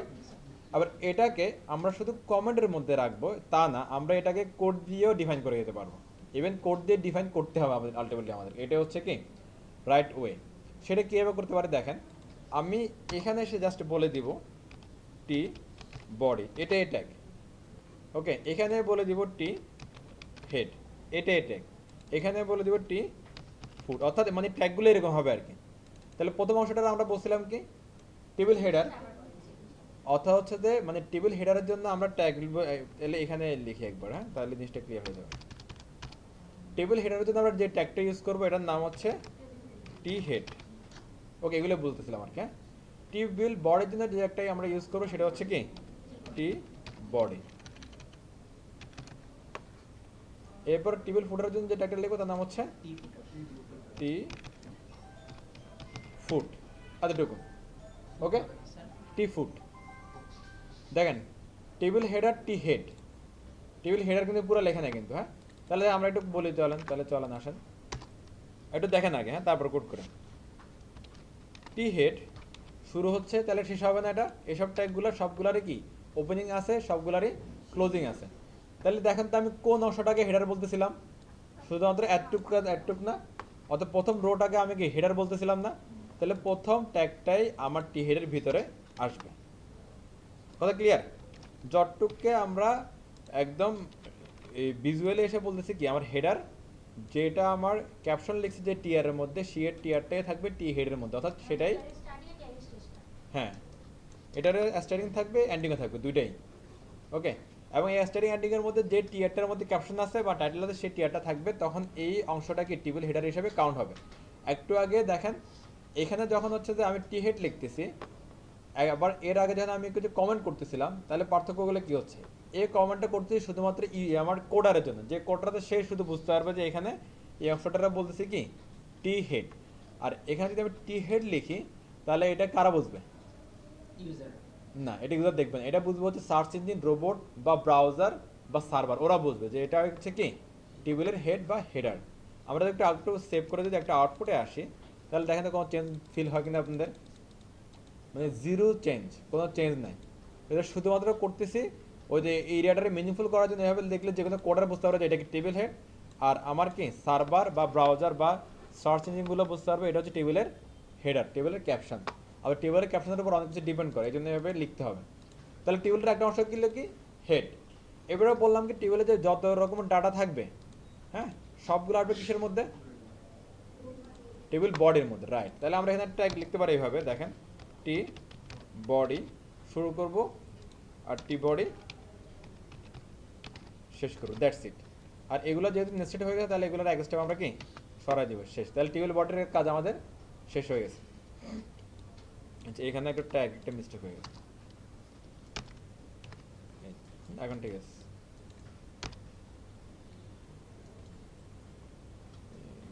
এইখানে এটা তো হচ্ছে যে এরকম। আচ্ছা, আমি একটা আগে ক্লোজ করে দিয়েছিলাম, হ্যাঁ, টি বডিটা, এটা এখানে হবে। ওকে, স্যার একটু উপরে গেলে দেখেন এখানে একটা ডাটা, এখানে একটা ডাটা, এখানে স্যার, আরেকটা। এইটা আসার কারণ কি? কোনটা? এই যে একটা লাইন আসতেছে। ওই যে ক্লোজ করতেছি যে এই জন্য। এখানে আরেকটা ডাটা, হ্যাঁ, চারটা ডাটা। এটা চারটা ডাটা কিসের মধ্যে আছে দেখেন? টি বডির মধ্যে আছে। ওকে, অর্থাৎ হেডার এবং ফুটার ছাড়া যা কিছু থাকবে এগুলো কিসের মধ্যে থাকবে? টেবিল বডির মধ্যে থাকবে। এটা শুধু ডাটা টেবিলের বেলায় হবে, স্ট্রাকচার বা লেআউট বানানোর সময় এটার কি দরকার নাই। দেখেন এখন তো জিরো চেঞ্জ। কাজ হচ্ছে কার জন্য? কোডার বুঝবে, আবার হচ্ছে কি রোবট বা সার্ভার বুঝবে। এরপর কি আছে?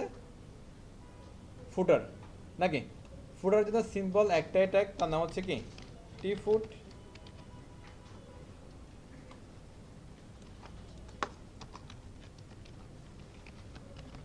টি ফুট, শেষ, দ্যাটস ইট। এটাকে আমরা করতে পারবো না, দেখেন জিরো চেঞ্জ, কিন্তু কাজ আমাদের হয়ে গেছে, গোছানো কাজ হয়ে গেছে। এটা হচ্ছে কি টেবিল ফুটারের অংশ, এটা হচ্ছে টেবিল হেডারের অংশ। দেন এক পেজে সবাই নিয়ে আসলাম।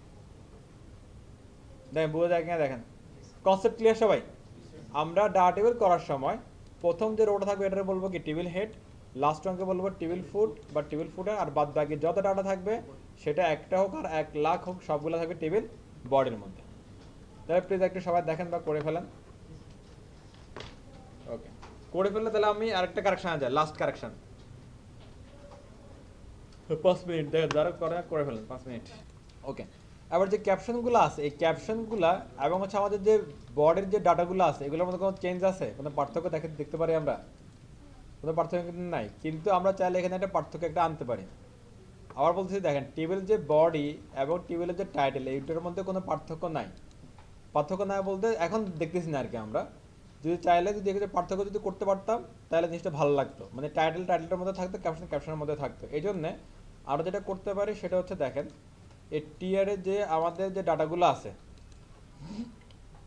প্রথমটাতে এগুলোকে টিডি টিডি টিডি, এইগুলোকে টিডি না বলে আমরা যে বলি টি হেড বলে যদি টিএইচ, ওকে, তাহলে দেখবেন যে একটু চেঞ্জ হচ্ছে।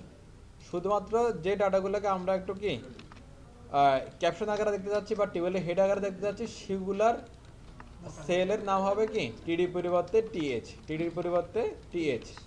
যেসব সেলকে আমরা টেবিলের হেডিং হিসাবে দেখতে চাই সেগুলোকে বলবো কি টিএইচ। এটা করলে দেখুন একটা চেহারাটা চেঞ্জ হয়ে গেছে। এই একটা চেঞ্জ লাগতেছে না এখন? দেখেন নর্মাল ডাটা আর এটা কমপ্লিটলি চেঞ্জ হয়ে গেছে। ওকে, এর এর আরেকটা ইয়ে আছে, ইফেক্ট আছে। দেখেন এখানে টিয়ারের মধ্যে অ্যালাইন লেখা আছে না আমাদের, এই অ্যালাইনের জন্য ডাটাগুলো মাঝখানে আসে তাই না?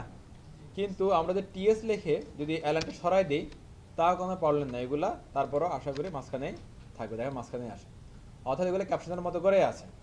কিন্তু ইভেন যদি আমি নিচে যেটা আছে আমাদের এই টি বডির নিচে যেটা আছে এখানে যদি আমি যদি অ্যালাইনটা কেটে দিই, এখানে তো সেম ডাটা আছে না আমাদের, ওই যে যেমন সিরিয়াল নাম্বার, নেম, ইমেল এগুলো আছে না? কারণ এগুলো ঠিকই কি লেফটে চলে যাবে, কারণ এইখানের ক্যাপশনের যে সেলের যে টিডিগুলো আছে বা ট্যাগগুলো আছে সেগুলো আর বডির ট্যাগগুলো কি সেম টু সেম, এগুলো ক্যাপশনের মতো করে কাজ করার কোনো সুযোগ নেই। কথা ক্লিয়ার? অর্থাৎ যেসব সেল অ্যাজ এ ক্যাপশন হিসেবে কাজ হবে সেগুলো হচ্ছে যে কি আমরা ইউজ করবো কিসের মধ্যে? টিএইচ এর মধ্যে। কিসের মধ্যে? টিডির পরিবর্তে টিএইচ, আবার টিআর এর পরিবর্তে ভাবলে হবে না, টিএইচ এর পরিবর্তে। আবার যদি মনে করেন যে আমাদের এই ঘরগুলো যদি হেডিং হতো তাহলে আমরা এখানে কি ইউজ করতাম? TH TH TH TH TH. কথা ক্লিয়ার? আর একটু কি সবাই বুঝছেন? আবার একটা মজার ব্যাপার দেখেন, এটা আমি কেটে দিচ্ছি, টি ফুটটাকে কেটে দিলাম, কেটে দিয়ে এটা একটু কপি করতেছি, এটারে যে টেবিল বডি যেটা আছে না, সরি টেবিল হেডার, হেডারের নিচে টি ফুটটা রাখলাম, এটা একটু বড় করে। অ্যাডটুকুর মধ্যে কারো কোনো সমস্যা আছে? টেবিল ফুটারটা নিচ থেকে আমি কি বাদ দিলাম, টেবিল ফুটারের যে কমেন্ট ছিল সেটা টেবিল হেডের পরে জাস্ট টেনে রেখে দিলাম। একটু ক্লিয়ার সবাই? দেখেন কনফিউশন থাকলে হবে না। এখন দেখেন আমার কি ফুটারটা নাই, আছে? নাই। এবার জাস্ট টেবিল হেডটার আমার কাজ শেষ না, আমাদের টেবিল হেড আর টেবিল ফুটার ক্যাপশন সব সেম থাকবে বলছিলাম, খেয়াল আছে? তাহলে টেবিল হেডটা শেষ হলে আপনারা যেটা করবেন, টেবিল হেডের ডাটাগুলো কপি করবেন, কন্ট্রোল সি, টেবিল ফুটারে আসবেন, জাস্ট টেবিল হেডারের পরেই, জাস্ট কি টেবিল হেডারের পরেই করবেন হচ্ছে কি কন্ট্রোল ভি পেস্ট, আর এখানেও করে দেবেন কি টি ফুট, টি ফুট। যেহেতু হচ্ছে যে আপনার টেবিল হেডার এবং ফুটারের ক্যাপশনগুলো সবগুলো সেম থাকে, কোনো চেঞ্জ নাই, তাহলে আমাদের এগুলো দুইবার লেখার কোনো মানে হয় না, তাই না? তাহলে টেবিল হেডার হলেই আমি টেবিল ফুটারটা এখানে বসাই দেবে, কিন্তু ঘটনা হলো যে টেবিল ফুটারটা কোথায় থাকবে? বডির নিচে না? কিন্তু লিখলাম কোথায়? বডির উপরে, টেবিল হেডারের জাস্ট নিচে। তাহলে একটা আউটপুটটা দেখাতে চলেন কি ঘটনা ঘটে। হেডার উপরে, ফুটার একদম উপরে কি হেডার, বডি ফুটার হেডার, আউটপুট আসেন। এখানে ঠিকই ফুটার ফুটারের জায়গায় আসছে, বডির জায়গায় বডি আছে, হেডারের জায়গায় হেডে আছে। কোডে কি হলো চেঞ্জ, ফুটারটা বডির উপরে চলে গেলো। এটা করার কারণ হচ্ছে কি দেখেন, এটা যদি আমি নিচে রাখি তাও এটা নিচেই আসবে, সেক্ষেত্রে কোনো সমস্যা নেই। হ্যাঁ, উপরে দিলে সুবিধাটা কি হচ্ছে দেখেন, ওই যে যেহেতু বডি সরি হেডার এবং ফুটার ডাটা সেম টু সেম, কোনো চেঞ্জই নাই, সেহেতু জাস্ট আমি হেডারটা কমপ্লিট করার পরে নিচে দিয়ে জাস্ট এখানে পেস্ট করে দিলে কি এটা হয়ে যাচ্ছে কপি করে, আর জাস্ট এখানে ট্যাগগুলো চেঞ্জ করে দিলেই কারবারটা একবারে শেষ। এটা একটা সুবিধা আর কি। সো আপনারা এভাবে প্র্যাকটিসে রাখতে পারেন, এটা স্ট্যান্ডার্ড ওয়ে। তাহলে আমাদের প্রফেশনাল একটা ডাটা টেবিল আমাদের কমপ্লিট। আবার এখানে যদি আপনার কলেকশন দরকার হয় করবেন, রোলেশন দরকার হলেও করবেন, যা দরকার সেটা তো আছেই। ক্লিয়ার সব এতটুকু? তাহলে এটাকে আবার ওই যে টিএইচ দিয়ে একটু কনভার্ট করে ফেলেন, দেখেন টিএইচ, ট্যাগ বলে কাজ করতেছে। হ্যাঁ ট্যাগ কাজ করতেছে, হ্যাঁ। টিডির পরিবর্তে ক্যাপশনের মধ্যে টিএইচটা ইনসার্ট করে দেন, টিডির পরিবর্তে টিএইচ। টিএইচ এর মিনিং হচ্ছে টেবিল হেডিং, টেবিল হেডিং। হ্যাঁ হ্যাঁ দেখেন আমাদের হচ্ছে যে হেডারে যে ডাটাগুলো আছে সেম টু সেম ডাটাগুলো ফুটারে আছে, তার মানে কি এখানে যে আপনি কোডটা করতেছেন সেই সেম কোডটা এখানে করা লাগতেছে। এটার জন্য ওরাই যেটা করছে, যেহেতু দুই জায়গাতে সেম কোড, চেঞ্জ কিচ্ছু নাই, এই জন্য ওরাই বলতেছে যে হচ্ছে কি মানে এসটিএমএলই বলতেছে যে হচ্ছে তুমি হেডারটা কমপ্লিট করার পরে এই কোডটা জাস্ট কপি করে ফুটারে জাস্ট এটার পরেই অ্যাজ এ ফুটার হিসেবে বসাই দাও, বসাই দিয়ে এখানে লিখে দাও কি টি ফুট, মানে টি ফুটের হিসেবে কাউন্ট করার জন্য বলতেছে। এভাবে লিখলে অটোমেটিক্যালি এই ডাটাটা বর্ডের নিচে চলে যাবে আউটপুটে, মানে যদি আমরা পুরো লিখছি কিন্তু নিচে চলে আসছে। Right right right. তাহলে প্লিজ এই কারেকশনটা করে ফেলেন সবাই। আর এখানে টি হেডারের মধ্যে টিএইচটা বলে দেন টিডির পরিবর্তে, প্লিজ সবাই এটা কারেকশনটা করে ফেলেন। এবার আমাদের টেবিলের মধ্যে রোলেশন কলেকশন করার দরকার হবে না। দেখেন এই সেলটা এটার সাথে বর্ডের কোনো সম্পর্ক আছে, মানে অ্যাজ এ কোডিং এর মাধ্যমে দেখেন তো এটা পুরো একটা আলাদা সেকশন টেবিল হেড, এটা কমপ্লিটলি আলাদা একটা সেকশন টেবিল ফুটার, এবং এই বর্ডে কমপ্লিটলি আলাদা আরেকটা সেকশন। আপনারা যখন কালেকশন করবেন তখন কোনো প্রবলেম নাই, আপনি চাইলে কি এখানে দু তিনটা কালেকশন করতে পারেন, এখানে দু তিনটা কালেকশন করতে পারেন, এগুলোও করতে পারেন, কোনো ইস্যু নাই। তো রোলেশন যখন করবেন তখন একটা ইস্যু আছে, তখন এই সেকশনের সাথে এই সেকশনের রোলেশন আপনি করবেন না, এটা রুলসে নাই। কারণ হচ্ছে দেখেন এটা একটা সেকশন টি হেড একদম আলাদা, এটা একটা সেকশন টি ফুট একদম আলাদা, আর এটা বডি এটা আলাদা। আপনারা চাইলে টি বডির ভিতরে এসে কি কিছু রোতে আপনারা চাইলে রোলেশন করতে পারেন, সমস্যা নেই, কিন্তু টি হেড টি ফুট টি বডি এগুলোর মিলাই রোলেশন করতে যায় না। বুঝতে পারছেন কথা? ওকে, তাহলে ডাটা টেবিল এই পর্যন্তই শেষ, এখানে আর কিছু নেই। রোলেশন কলেজ আপনারা জানেন, তাহলে যেমনি আপনারা অ্যাপ্লাই করতে পারেন। যদি সিরিয়ালে লিখতে আবার কি বুঝায়? কন কন কন কিছু নেই। আচ্ছা এখন এখন যদি মনে করেন যে এগুলো সবগুলো মার্জ করার দরকার হয়, হ্যাঁ তাহলে হচ্ছে দেখেন এবার যদি মনে করেন এটা সহ করার দরকার হয়, এটা সহ সবগুলা, তাহলে আপনারা ওই যে টেবিলের যে ফরম্যাট এটা বাদ দিয়ে দিবেন, ডাটা টেবিলের যে ফরম্যাট টি হেড টি বডি এটা বাদ দিয়ে টি হেড টি বডি টি ফুট ছাড়া টেবিল বানাবেন, তখন করবেন। আর যদি মনে করেন যে এই হেডিং বাদ দিয়ে মার্জ করতে হবে, তাহলে তো কোনো ইস্যু নাই, তাহলে টি হেড জায়গায় টি হেড থাকলো, টি ফোরের জায়গায় টি ফুট থাকলো। আর যদি হয় যে না টি হেড ফুট এগুলো সবগুলোর নিয়ে মার্জ করতে হবে, তাহলে ডাটা টেবিলের যে স্ট্রাকচার এটা কি বাদ হবে, বাদ হয়ে নর্মাল যে টেবিলের ভিতরে টি আর টি আর ভিতরে টিএইচ বা টিডি এটা করে আসবেন, আগের মতো করে নিয়ে নেবেন। ক্লিয়ার? ওকে ফাইন, তাহলে আমরা টেবিলটা ক্লোজ বলতে পারি। টেবিলের মধ্যে দেখি যে রো ফার্স্ট রো গুলোর মধ্যে হচ্ছে যে থাকে বোল্ড করা। সেটা তো রাখছি এই যে, না স্যার এভাবে না, লম্বা লম্বা তাহলে এটা কলাম সেটা তো প্রথমে আমি বললাম আপনারা চাইলে করতে পারেন। আর এটা আমি বলছি না আমাদের যে ক্যাপশনগুলো থাকে এগুলো চাইলে আবার কি হরিজন্টাল রাখতে পারি, চাইলে কি ভার্টিক্যালে রাখতে পারি। জি। এখন দেখেন প্লিজ এটা সবাই দিয়ে খেয়াল করেন, এখন মনে করেন এই ঘরগুলো আমার ক্যাপশন হবে না, এগুলো ক্যাপশন হবে কোনগুলো, এগুলো। তাহলে এগুলো সবগুলো দেখেন, এগুলো কি সবগুলো একটা রোয়ের মধ্যে আছে, আলাদা আলাদা রোয়ের মধ্যে না? তাহলে আমি পুরোটাকে টি হেড বলতে পারবো একসাথে, সুযোগ আছে। তাহলে এখানে আবার হচ্ছে আমাদের টেবিলের যে স্ট্রাকচার বললাম মাত্র টি বডি টি ফুট টি হেড, এই থিওরি আবার এখানে কি যাবে না।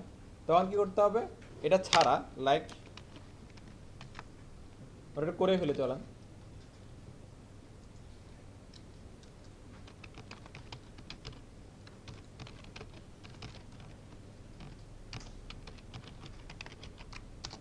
ওকে, যদি আমাদের এদিকে ক্যাপশন আসতে হয় তাহলে আসলে টি বডি টি হেড টি ফোর এর ক্যাপশনটা মানে থিওরিটা এখানে কি যাবে না। তখন আমাদের যেটা করতে হবে যে এই যে থিওরি আমরা এখানে অ্যাপ্লাই করলাম এটা বাদ যাবে, টি বডি বাদ, সরি টি হেড বাদ, নাহলে কমেন্ট করে রাখতে পারি, কমেন্ট করলে সমস্যা নেই, তা কমেন্টটা বাদ দিয়ে করলাম না, এটা বাদ, ফুটারটা পুরো বাদ দিয়ে দিচ্ছি, বডির হ্যাঁ মানে শুধুমাত্র টি এর টিডি গুলো থাকবে, কিন্তু ওই যে প্যাটার্নটা আমরা করছিলাম টি বডি টি ফুটের, এটা বাদ যাবে। ওকে, এটা নর্মাল এতে চলে আসলাম আমরা। এবার উপরের ঘরগুলো তো ক্যাপশন আর হচ্ছে না, ক্যাপশন হবে এগুলো। তাহলে এখানে কি টিএসআর লাগবে? এটা শুধু টিএচ এর ক্ষেত্রে ইউজ করবো আমরা। হ্যাঁ, তাহলে ওটা দেখেন তো এখান থেকে, তাহলে যেখানে টিএচ আছে এগুলো আমরা বাদ দিয়ে বলে দিলাম, মনে করা হচ্ছে কি টিডি। আচ্ছা এটা পুরোটাই ফেলে দিই, এটা পুরোটা ফেলে দিই এটা। হ্যাঁ,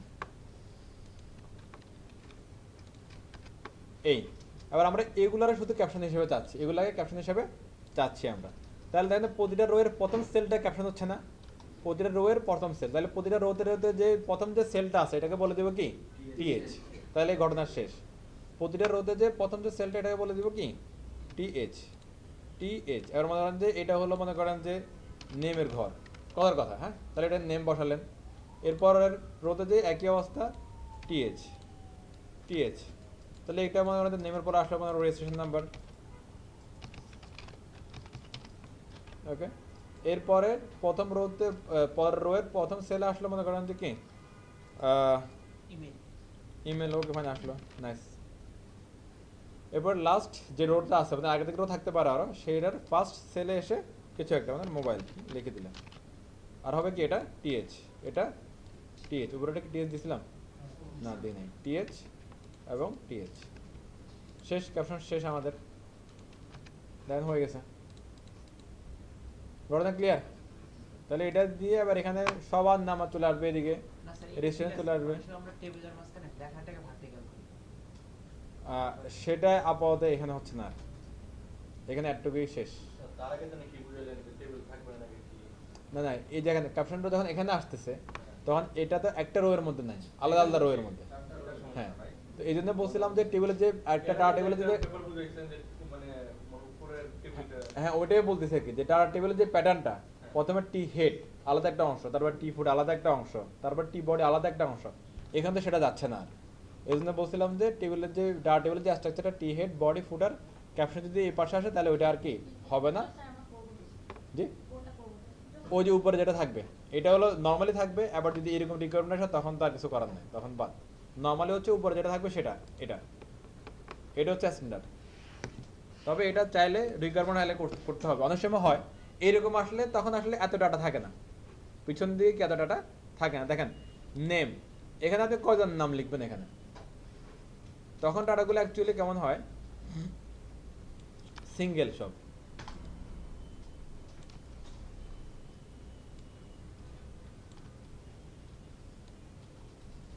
এই তখন ডাটাগুলো হয় এরকম যে সিঙ্গেল পার্সোনাল ডাটা সব। নেম মনে করো রজনী, রেজিস্ট্রেশন মনে করেন যে কিছুটা লিখলেও সে, ইমেল,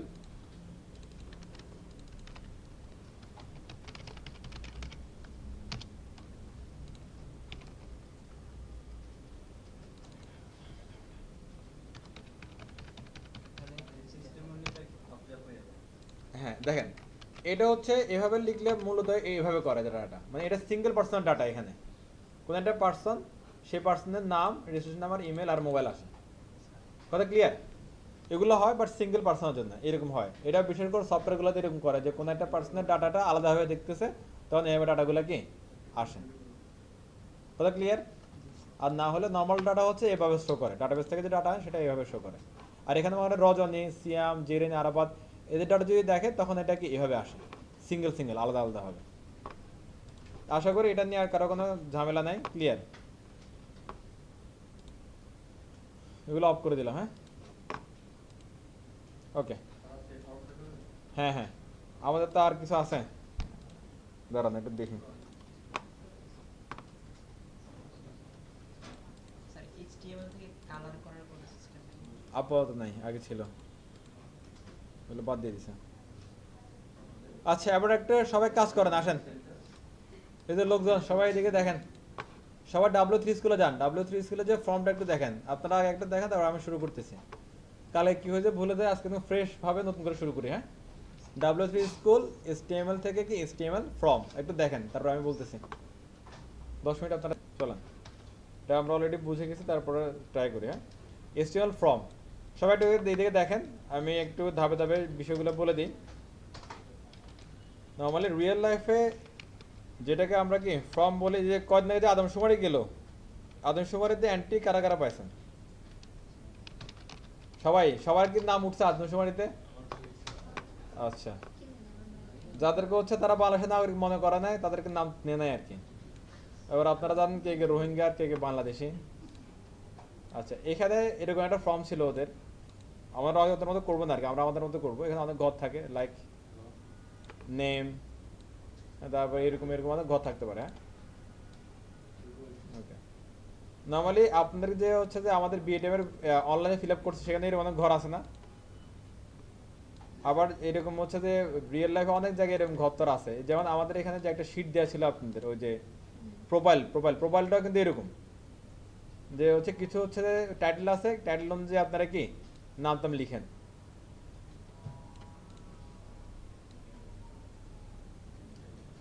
আচ্ছা, এটা যদি একটা রিয়েল লাইফের ফর্ম হয়, হ্যাঁ, সেটা একটা মনে হয় পেজ দিলাম, খাতার মধ্যে এরকম একটা আছে। তো এখন আপনি বুঝবেন কি হবে, এখানে কোন ঘরে কি লিখবেন? ক্যাপশন দেওয়া লাগবে, রাইট। এটা হচ্ছে রাইট ক্যাপশন। এটা দিলাম মনে করেন যে নেম, তারপরে আসলো মনে করেন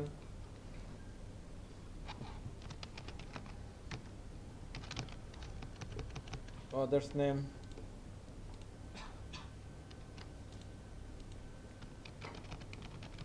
address, email, date of birth,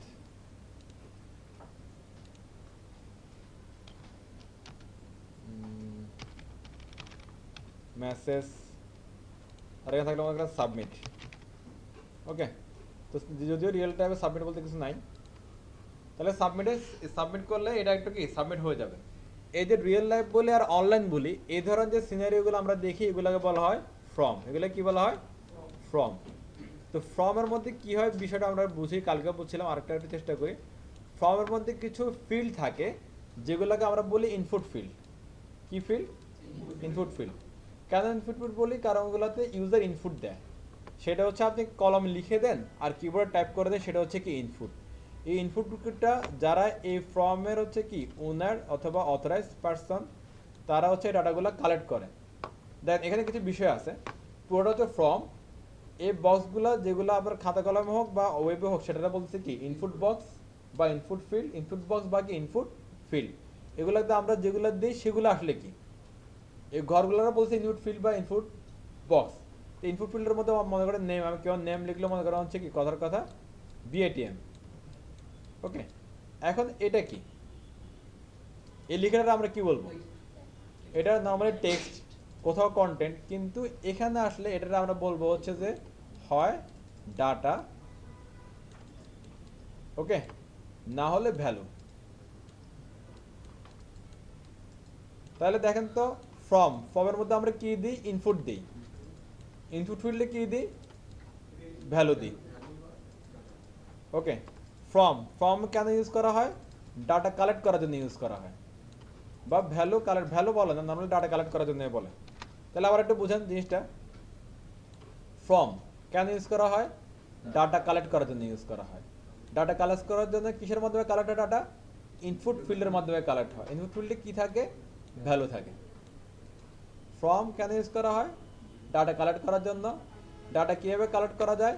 input ফিল্ডের মাধ্যমে। ইনপুট ফিল্ডে কি থাকে? ভ্যালু থাকে। শেষ হিসাব নিকাশ। এবার দেখেন, ইনপুট ফিল্ডে যে আমরা ভ্যালুগুলো দিচ্ছি, এই ভ্যালুগুলো এক এক সময় এক ধরনের হয় না। কখনো প্লেন টেক্সট লিখি, রাইট, লাইকে আমার নাম, আপনার নাম, স্কুলের নাম, কলেজের নাম, বাবার নাম, মায়ের নাম, এরকম। কখনো প্লেন টেক্সটের মধ্যে স্পেশাল ক্যারেক্টার চলে আসে, যেমন @ ইমেলের জন্য। কখনো প্লেন টেক্সটের জায়গায় নাম্বার চলে আসে, 1 2 3 রেজিস্ট্রেশন নাম্বার অথবা মোবাইল নাম্বার 015 এক্সেট্রা এক্সেট্রা। ওকে, কখনো ডেট অফ বার্থের জন্য কি ক্যালেন্ডার চলে আসে, ক্লিক করলে ওই যে মনে করেন তারিখ, মাস, এগুলো সিলেক্ট হয়ে থাকে। হ্যাঁ, কখনো হচ্ছে যে ড্রপ ডাউন আসে, সেখান থেকে আমরা কি সিলেক্ট করতে পারি এটা না ওটা, ওটা না এটা। কখনো জেন্ডার আসে, দুইটা বাটন থাকে, দুইটা থেকে একটা সিলেক্ট করা যায়, হয় মেল নাহলে ফিমেল, এরকম। তাহলে দেখেন সবগুলোই ভ্যালু, সবগুলা থেকে আপনার হচ্ছে যে ফর্মের ওনাররা ইনপুট নিচ্ছে, কিন্তু এই যে ইনপুটগুলা এক এক জায়গায় এক এক রকম, ভ্যালুগুলো এক এক জায়গায় এক এক রকম। অর্থাৎ আমি বোঝাতে চাচ্ছি যে এই ফর্মের মধ্যে যে ইনপুটগুলো আছে ইনপুটগুলো বিভিন্ন ধরনের হয়, ইনপুটের উপর বেস করে ভ্যালুগুলো কি এক এক ধরনের হয়। অর্থাৎ যে ইনপুট চাওয়া হচ্ছে সে ধরনের আপনি ভ্যালু দিবেন। মানে আপনার কেউ যদি চায় যে ভাই এখানে আপনি আপনার ফোন নাম্বার লিখেন, আপনি নিশ্চয়ই আপনার এখানে কি নিজের নাম লিখে আসবেন না। এটা খুবই কমন সেন্স। আমি যদি পড়তে পারি যে হচ্ছে বুঝতে পারি যে সে এখানে চাচ্ছে কি ইমেল, তাহলে আমরা এখানে ইমেলে লিখবো। যদি বুঝতে পারি যে এখানে কি সে ফাদার্স নেম চাচ্ছে, তাহলে কি ফাদার্স নেমে লিখবো, রাইট? তাহলে এটা আমাদের সেন্সে কাজ করবে অবভিয়াসলি যদি এখানে কি টাইটেল থাকে। আর এখানে টাইটেলটির উপরে বেস করে হচ্ছে কি ইনপুট টাইপটা হচ্ছে, আর ইনপুট টাইপের উপরে বেস করে কি হচ্ছে ভ্যালুটা হচ্ছে। তার মধ্যে তাহলে ইনপুটের অনেক টাইপ আছে। এর আগে আরেকটা বিষয় আমরা বুঝছিলাম কি টেবিলে যেভাবে টেবিলে আমাদের দরকার হলে টেবিল শুরু আর শেষ হচ্ছিল, অর্থাৎ টেবিলের স্টার্টিং এবং এন্ডিং ছিল এবং এটার মধ্যে টিআর এবং টিডিগুলো আসছিল, অর্থাৎ সেলগুলো আসতেছিল। একইভাবে ফর্ম যদি আপনার দরকার হয়, ফর্মের মধ্যে কয়টা ফিল্ড আছে সেটা ম্যাটার না। যদি ফর্ম দরকার হয় তাহলে কি ফর্ম শুরু করতে হবে, ফর্ম শেষ করতে হবে। আর এটার মধ্যে যতগুলো আপনি ইনপুট নিতে চান ততগুলো আপনার কি ফিল্ড দিতে হবে। এবার আপনার যদি একটা ইনপুট দরকার হয়, মনে করেন যে আপনি ইউজার থেকে একটা ইনপুট নেবেন তাহলে একটা ফিল্ড, যদি মনে হয় ইউজার থেকে আপনি 100টা ইনপুট নেবেন তাহলে কি 100টা ফিল্ডই লাগবে। ঘটনা ক্লিয়ার? Okay fine.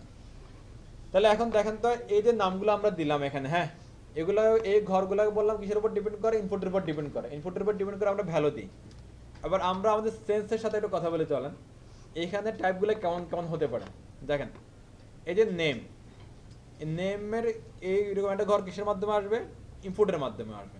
আর ইনপুটটা কি ধরনের হবে সেটা ডিপেন্ড করতেছে কার উপরে, এই টাইটেলের উপরে। দেখেন টাইটেলটা নেম, এখন নেমরা আমরা প্লেন টেক্সট লিখি না, কারণ নামের মধ্যে কোনো স্পেশাল সাইন মানে @ গ্যাটার এগুলো কিছু আসে নর্মাল।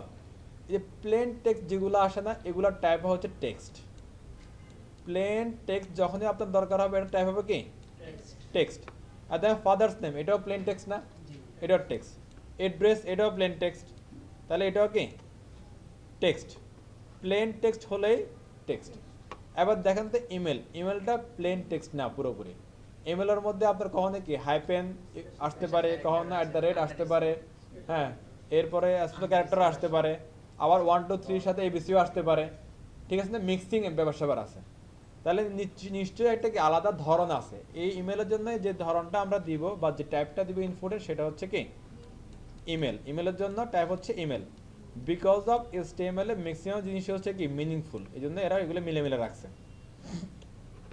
যে date, DOB, date of birth বা ডেট যাই বলেন না কেন, আমরা নর্মাল ডেট অফ বার্থের মধ্যে কি সিলেক্ট করি বলেন তো, ডেট সিলেক্ট করি না। অর্থাৎ আমরা এখানে ডেট অফ বার্থ লিখলে সিলেক্ট করতেছি কি আসলে ডেট সিলেক্ট করতেছি, ডেট। এক একজনের এক ডেট সিলেক্ট করতেছি, তার মানে এটা একটা ধরন আছে, সেই ধরনের নাম হচ্ছে ডেট। নর্মালি এটা প্লেন টেক্সট না, ইমেলও না, এটা কমপ্লিটলি আলাদা একটা ধরন। লাইক এরকম একটা ক্যালেন্ডার আসবে, সেখান থেকে আপনাদেরকে সিলেক্ট করে দিতে হবে। এই ধরনের নাম হচ্ছে কি ডেট। এবার মেসেজ, আমরা অনেক জায়গায় দেখবো যে হচ্ছে যে ইনপুট ফিল্ডের মধ্যে বড় একটা ঘর আসে, সেটার মধ্যে অনেক কথাবার্তা লেখা যায় মেসেজের মতো করে। হ্যাঁ, এই যে একটা ধরন, এই ধরনের নাম হচ্ছে টেক্সট এরিয়া। নাম কি টেক্সট এরিয়া। এবার টেক্সট এরিয়া আর এই যে উপরের যেগুলো তখন গেলে এগুলোর মধ্যে কিছু ডিফারেন্ট আছে, একটু ডিফারেন্ট আছে এগুলো। হ্যাঁ, ডিফারেন্টটা আমরা অ্যাপ্লাই করলে বুঝতে পারবো। এরপরে দেখেন এই যে আমাদের ডাটা নিলাম, ইনপুট নেম নিলাম, ফাদার্স নেম নিলাম, অ্যাড্রেস নিলাম, ইমেল নিলাম, ডেট অফ বার্থ নিলাম, মেসেজ নিলাম। এগুলা যদি একটা সাদা কাগজে হয় এবার থাকে তাহলে কি হবে, আপনি যে আপনার এটা প্রোভাইডগুলো তারা জমা দিয়ে দিবেন না আপনি, নাকি? যেমন আমাদের প্রোফাইলগুলো আমরা খালি দিছিলাম, আপনারা লিখে আমাদেরকে জমা দিয়ে দিয়েছেন। একইভাবে এই যে ফর্মটা, এটা যদি অনলাইনে ফিল আপ হয় তাহলে এটা কারো না কারো জমা দিতে হবে না, নাহলে তার কাছে আপনার নেম, ফাদার্স নেম, অ্যাড্রেস এগুলো যাবে না। যেমন আপনারা BATM রেজিস্ট্রেশন ফর্মে রেজিস্ট্রেশন করছিলেন, ডাটাগুলো সাবমিট করছেন, আমরা পাইছি, আপনাকে ইমেল এসএমএস করে আপনারা এখানে ইনভাইট করতে পারছি, ডাটাটা আপনাদের পাঠাইছেন আমাদের কাছে। এই ডাটা পাঠানোর জন্য একটা সাবমিট বাটন লাগবে। কি লাগবে? এটা সাবমিট বাটন লাগবে। এই সাবমিট বাটনটা আমরা দুইভাবে দিতে পারি, একটা বাটন দিয়ে দিতে পারি, একটা হচ্ছে কি ইনপুট টাইপ দিয়ে দিতে পারি। যদি ইনপুট টাইপ দিয়ে দিই ওইটা ইনপুটের টাইপ হবে কি সাবমিট সাবমিট সাবমিট। আর যদি বাটন দিই তাহলে আপনার শুধুমাত্র এখানে কি হবে বাটন একটা ট্যাগ আছে সেটা ডিক্লেয়ার করলেই হবে। এরকম একটা আপনি বক্স অটোমেটিক্যালি পেয়ে যাবেন। সেটার উপরে ক্লিক করলেই এই ফিল্ডটা আপনি যার কাছে পাঠাতে চান তার যে অ্যাড্রেস জানেন তার কাছে আপনি কি পাঠিয়ে দিতে পারবেন। Logic clear? তো থিওরি ক্লিয়ার হলো, তাহলে আমরা একটু কাজ সেরে ফেলি, চলেন। এটা ব্ল্যাঙ্ক একটা পেজ নিই, খালি পেজে করি। ওকে, এটা একটু ওপেন করে নিই।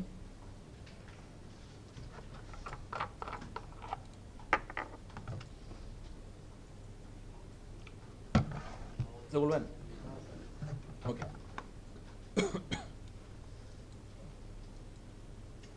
আচ্ছা, আগে আমি একটু করি, তারপর আপনারা করেন নাকি? ওকে, এটা হচ্ছে আমার এখানে আমি লিখছি কি রেজিস্ট্রেশন ফর্ম।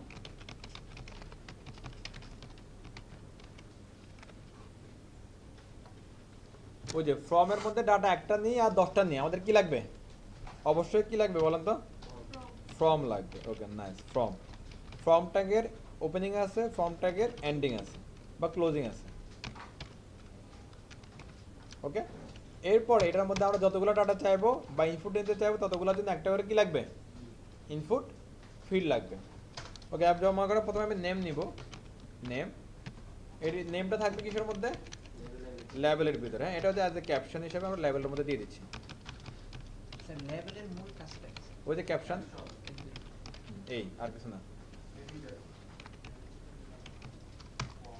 এরপরে ঠিক দেখেন ইনপুট টাইপ, এটা একটা সিঙ্গেল এলিমেন্ট। এটা বললাম কি এটা নেমটা কি প্লেন টেক্সট না? প্লেন টেক্সট হলে কি টাইপ হবে টেক্সট। অ্যাডটুক লিখলে দেখবো যে হচ্ছে কি সুন্দর করে আমাদের একটা আউটপুট চলে আসছে। এখানে অনেক কারো কাজ আছে, সেটা আমরা দেখবো। এই চলে আসছে। ওকে, এখানে এটা রেখে দিই, এটা রেখে দিয়ে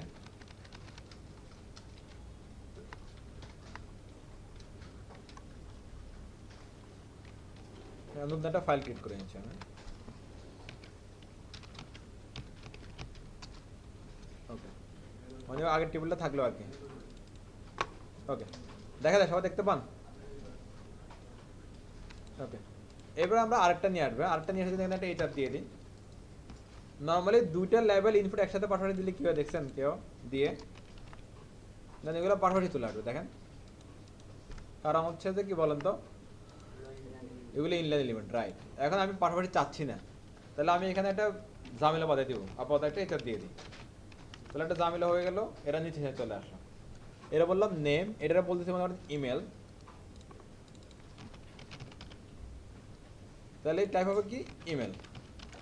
ওকে, এরপরে দেখেন এটা হয়ে গেছে। ইমেলগুলো এখানে একটা আরেকটা এইচআর দিই, এটা আবার একটু কপি করি। ইমেলের পরে দিলাম আমাদের থেকে মোবাইলের টাইপ হবে টেল, আমরা কালকে দেখছিলাম, রাইট? টেল। এরপরে আর কি আছে? মানে ইমেল নিলাম, মোবাইল নিলাম, এরপর পাসওয়ার্ড দিব আমরা তার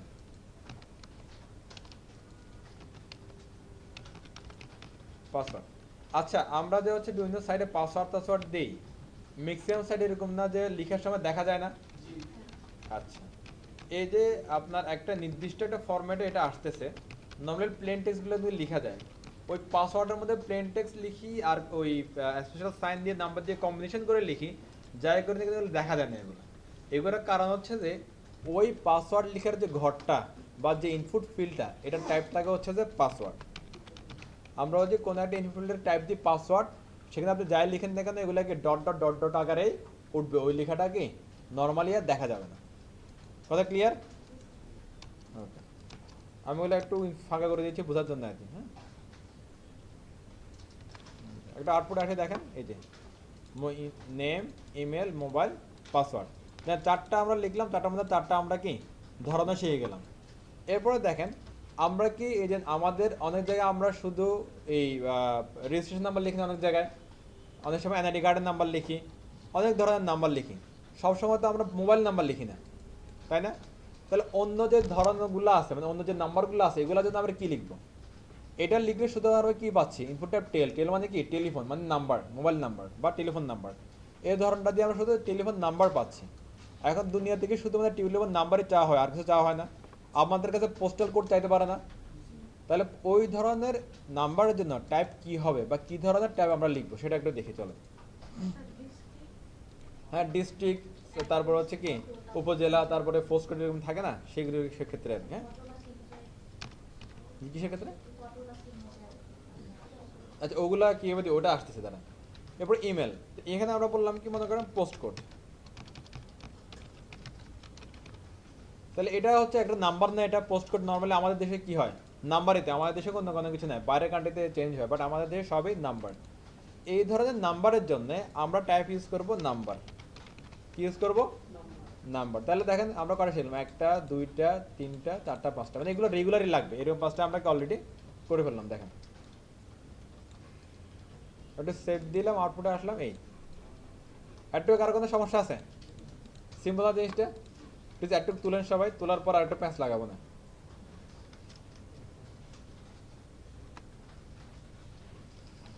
বলি হ্যাঁ, দেখেন যদি হচ্ছে যে আপনাদের এখানে আমরা অনেকগুলো ট্যাব শিখলাম। দেখেন ইমেলের ধরনে শুধু ইমেলের ধরনের আর কারো ভাগাভাগি নাই। টেলের ধরনে শুধু টেল, পাসওয়ার্ডের ধরনে শুধু পাসওয়ার্ড বলতে এখানে মিক্সিং আর থাকতে পারে, প্লেন টেক্সট থাকতে পারে, নাম্বার থাকতে পারে, স্পেশাল সাইন থাকতে পারে, এখানে ইস্যু নাই। নাম্বারের ক্ষেত্রে কি কি আসতে পারে, registration number, roll number, NID, birth সার্টিফিকেটের নাম্বার, মানে দুনিয়ার যত নাম্বার আছে, পাসপোর্টের নাম্বার, সব নাম্বার আপনি কি নাম্বারের মধ্যে দিয়ে দিতে পারেন, কোনো সমস্যা নেই। এবার এছাড়া দুনিয়ার আরও অনেক ধরনের কিছু আসছে না, মনে করেন যে হচ্ছে কি আপনার অ্যাড্রেস আসতে পারে, বা হচ্ছে যে ওই যে পোস্ট কোড, এখানে আমরা লিখলাম কি নাম্বার, কিন্তু আমার বাইরের কান্ট্রিগুলোতে পোস্ট কোড নাম্বার প্লাস হচ্ছে ক্যারেক্টারও থাকে। তাহলে সেই ক্ষেত্রে এই ধরনের যে মিক্সিং যদি আপনার কিছু চলে আসে, সেগুলোতে আমরা এই টেক্সটটা ইউজ করতে পারি, কোনো প্রবলেম নেই। স্যার যেমন অ্যাড্রেসের ক্ষেত্রে হ্যাঁ, অ্যাড্রেসের ক্ষেত্রে হ্যাঁ টেক্সট ইউজ করতে পারেন। যেমন আমার বাসার অ্যাড্রেস হচ্ছে যে কি, এরপরে হচ্ছে আমরা কিছু না বুঝলে ট্যাগ দিছি না, হ্যাঁ আমার বাজে হচ্ছে I-A2, তাহলে এখানে হচ্ছে আই এর উপরে হাইফেন আছে, I-A2 এরকম একটা বিষয়। তাহলে এখানে কয়েকটা জিনিস মিক্স হয়ে যাচ্ছে, এই ধরনের মিক্সিংগুলোর জন্য হচ্ছে কি টেক্সট ইউজ করতে পারেন। আর যেমন হচ্ছে যে ইমেল টেল এগুলোতে বোঝা যাচ্ছে, এগুলো জন্য ফিক্সড এগুলা। আচ্ছা এবার দেখেন তো, মনে করেন এটা আমার কি একটা এরকম ফর্ম আমাকে একজন দিল, আমি এটা ফিল আপ করবো, তাহলে চলেন। নাম হচ্ছে মনে করেন ABC, ইমেল মনে করেন abc@gmail.com, gmail.com দিলাম না মনে করেন। হ্যাঁ, তাহলে ঘটনা কী করে আমরা এটা দেখি। তারপর মোবাইল দিলাম, মনে করেন হচ্ছে কি দেখেন এভাবে দিলাম, পাসওয়ার্ডে দিলাম, দেন এটা দেখা যাচ্ছে না, এখানে দিলাম, ধরো এন্টার দিলাম। কিছু হচ্ছে, আমি এটা ডাটা আমি লিখে ফেললাম, কিন্তু ডাটা আমি সাবমিট করবো কীভাবে, জমা দিব কীভাবে, জমাদার কিছু আছে এখানে? ওকে ফাইন, জমাদার উপায় বানাইতে হবে, চলেন একটু দেখেন আগে, তারপরে করেন। একবারে কাহিনী আমি শেষ করি, তারপর আপনি লেখেন। আপনারা এখানে জাস্ট আপনারা লিখতে পারেন এভাবে, input type just submit, add to input type কি সাবমিট, এটা লিখে দেখেন একটা সাবমিট বাটন চলে আসছে না একটা। ওকে ফাইন, আবার এখানে কিছু লিখি আমি, চলেন। কত সমস্যা আছে? বুঝাই লিখলাম আর কি, ডাটা সাবমিট করেন। কি বলতেছে এবার এখানে, please include @ in the email address, এত। অর্থাৎ এটা যে ইমেল অ্যাড্রেস সেটা সে অলরেডি কি রিড করে ফেলতেছে। দিলাম, এটা বলতেছে কি এটার পর ওই যে ইনকমপ্লিট, এটা এখন কারণ হচ্ছে কি ইমেল অ্যাড্রেসে কি থাকে, লাস্টে ডোমেন নেম থাকে না, জি এখানে আপনি xyz.com লিখে দেন, আর হচ্ছে ভুল ধরবে না। সাবমিট করলাম, ডাটা কোথায় গেল, কিছু একটা হয়ে গেছে। সেটা মুছে গেছে। আচ্ছা, এখন আমাদের কাছে এই যে ডাটাটা পাস করলাম, পাস করার পরে মুছে গেছে, এই মুছে গিয়ে দেখারও কিছু উপায় আছে, বা ডাটা পাঠানোর কিছু উপায় আছে, সেগুলো আমরা দেখবো, সেগুলো আমরা শিখবো। হ্যাঁ সবই টেক্সটের ভিতরে, মানে এভরিথিং দিতে পারবেন আপনি, কোনো সমস্যা নেই। এবার দেখেন এই যে ডাটাটা এখানে সাবমিট করার সাথে সেন্ড হয়ে গেল না, বা কোথাও চলে গেল না, এই ডাটাটা পাঠানোর বা সেন্ড করার দুটো উপায় আছে। ডাটা পাঠানোর, ফর্ম থেকে ডাটা পাঠানোর বা সেন্ড করার কয়টা উপায় আছে? দুইটা। এগুলোকে বলা হয় মেথড। এই যে ডাটা পাঠানোর দুটো উপায়, এটাকে বলা হয় কি মেথড। এই দেখেন তো, এটা দিয়ে আমরা ডাটা নিচ্ছি, এভরি ফিল্ড দিয়ে আমরা কি নিচ্ছি, ডাটা নিচ্ছি না, বা ইনপুট নিচ্ছি না, বা ভ্যালু নিচ্ছি না, এগুলো সবগুলো কার মধ্যে আছে? তার মানে ফর্মের মাধ্যমে এগুলো ডাটাগুলো যাচ্ছে নাকি? আমি এটাই ইনসার্ট করলেও ফর্মে আছে, সাবমিট করলেও কোথায় আছে, ফর্মে আছে। আমরা যখন সাবমিট করি তখন সবগুলা ডাটা সাবমিট হয়ে একসাথে এই ফর্মের মাধ্যমে কোথাও না কোথাও যায়, অর্থাৎ সবগুলা কার মাধ্যমে যাওয়া আসা করে, ফর্মের মাধ্যমে। তাহলে আমি যদি ওই যে বললাম ডাটা পাঠানোর দুইটা ওয়ে, সে ওয়েগুলোই ফর্মের মধ্যে বলে দিতে হবে, যেহেতু ফর্মের ভিতর দিয়ে যাচ্ছে বলে দেবে কোথায়, ফর্মের মধ্যে। আর ওই ডাটা পাঠানোর যে দুটো উপায়, এই উপায়গুলোকে বলা হয় মেথড। কি বলা হয়? মেথড। তাহলে আমাদের একটা অ্যাট্রিবিউট পাচ্ছি নতুন, সেই অ্যাট্রিবিউটের নাম হচ্ছে মেথড। এই মেথডের মধ্যে দুটো উপায় আমরা দিতে পারবো। কয়টা উপায়? দুটা, একটার নাম হচ্ছে গেট, আরেকটার নাম হচ্ছে পোস্ট। এটার নাম হচ্ছে গেট, আরেকটার নাম হচ্ছে কি পোস্ট। তাহলে আমরা দুটো ওয়ে পাচ্ছি। আবার এখানে দিলাম গেট, কি দিলাম গেট দিলাম। এবার এগুলো দিলে কি হয় একটু পরে বুঝতে আসেন। গেট দেওয়ার পরে এখানে কিছু লিখলাম, সাবমিট দিলাম। এখন আর ডাটা কিছু না কিছু হয়ে গেছে, কিন্তু আমরা কিছু পাচ্ছি না। দেখেন এবার পোস্ট দিলাম, পোস্ট দেওয়ার পরে আবার এখানে সাবমিট দিলাম, ডাটা লিখলাম, সাবমিট দিলাম, দেখেন কিছু না কিছু ঘটে গেছে, আমরা কিছু কি পাচ্ছি না। কিন্তু এখানে ডাটা পাস হচ্ছে, ডাটা পাস কি হচ্ছে। এখন ডাটাতে পাস হচ্ছে, এখন ডাটা কি আসলে আমি এখানে যে ভ্যালুটা লিখতেছিলাম এই ভ্যালু নিয়ে পাস হচ্ছে নাকি খালি ব্ল্যাঙ্ক পাস হচ্ছে, এটা কিন্তু বুঝতেছি না আমরা নাকি। তাহলে এখন আপাতত আমাদের কিছু একটা ব্যবস্থা করতে হবে যে এই ডাটাটা এখানে যেটা লিখতেছি এটা অ্যাজ এ ভ্যালু রিসিভ করার জন্য এবং এখানে ডাটাটাকে পাঠানোর জন্য কিছু একটা ব্যবস্থা আমাদের করতে হবে।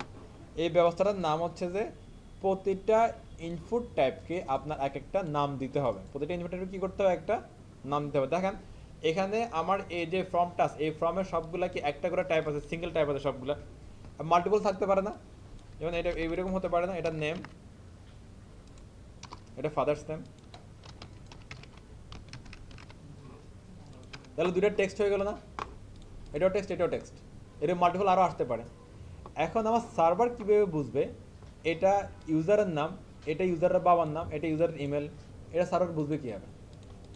এই যে ক্যাপশন যেগুলো দিচ্ছি এগুলোকে ইনপুট ফিল্ডের সাথে আছে না দূরে আছে? সাথে বলতে এটার মধ্যে তো না এক্স্যাক্টলি, তাহলে একদম আলাদা আলাদা না কোডিংয়ের জন্য ব্যাপারটা, সার্ভারের জন্য একদম আলাদা আলাদা। এখন আমার বুঝতে হবে যে হচ্ছে যে এটা যে ইনপুট সেটা দিচ্ছি নেমের জন্য, এটা সার্ভারটা বুঝিয়ে দিতে হবে। ইভেন এই ফিল্ডগুলো আলাদা আলাদা নাম দিতে হবে। নাম দিলে আমরা তখনই এখানে যে ডাটাগুলো দিই না ডাটাগুলো আমরা কি কোথাও পাঠাতে পারবো এবং কোথাও রিসিভ করতে পারবো, আদারওয়াইজ এটা রিসিভ করার কোনো উপায় নেই। তার মানে যেটা দাঁড়াচ্ছে সেটা হচ্ছে যে আমাদের প্রত্যেকটা ইনপুট ফিল্ডকে এক একটা নাম দিতে হবে, এক একটা আইডেন্টিটি দিতে হবে। যেমন আমরা আইফোনটা একটা নাম দিয়েছিলাম না, তারপর আইফোনের মধ্যে ওই নাম দিয়ে আমরা আইফোনটাকে চিনতে পারতেছিলাম, রাইট? এখন আমরা যদি এগুলোর সবগুলোর নাম দিই তাহলে আমরা এই সবগুলোর কি চিনতে পারবো। সেটা কীরকম দেখেন, এখানে আমি বললাম কি নেম অ্যাট্রিবিউট, ওকে, এবার বললাম কি নেম, ইউজার নেম, শুধু একটা করলাম। হ্যাঁ, এখানে দিচ্ছি গেট। আগে দেখেন জিনিসটা বুঝি আমরা। বললাম কি ডাটা পাওয়ার দুটো উপায়, একটা হচ্ছে কি গেট, একটা হচ্ছে কি পোস্ট। কিসের মাধ্যমে পাঠাচ্ছি?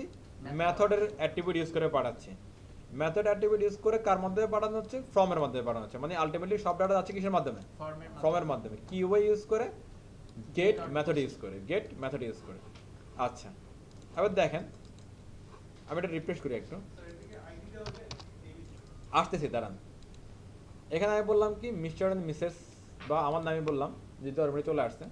এখানে বললাম কি কি মিস্টার কিছু একটা এবিসি, ওকে, একটু লিখলাম। হ্যাঁ, সাবমিট দিলাম। একটু রুলটা সবাই ফলো করেন তো একটু।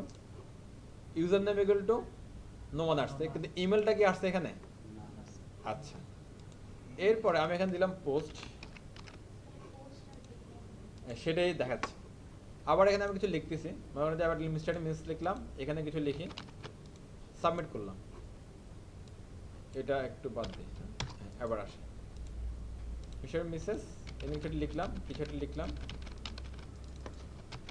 প্রায় সবগুলোর মধ্যে লিখে দিচ্ছে। ওকে, সাবমিট করলাম। দেখেন এখানে দেখাচ্ছে, দেখা গেছে না? না, এই যে HTML পরে কিছু দেখাচ্ছে। আবার আগের মতো একটু চেঞ্জ করি, পার্থক্যটা আপনার নিজের এখন বলতে পারবেন।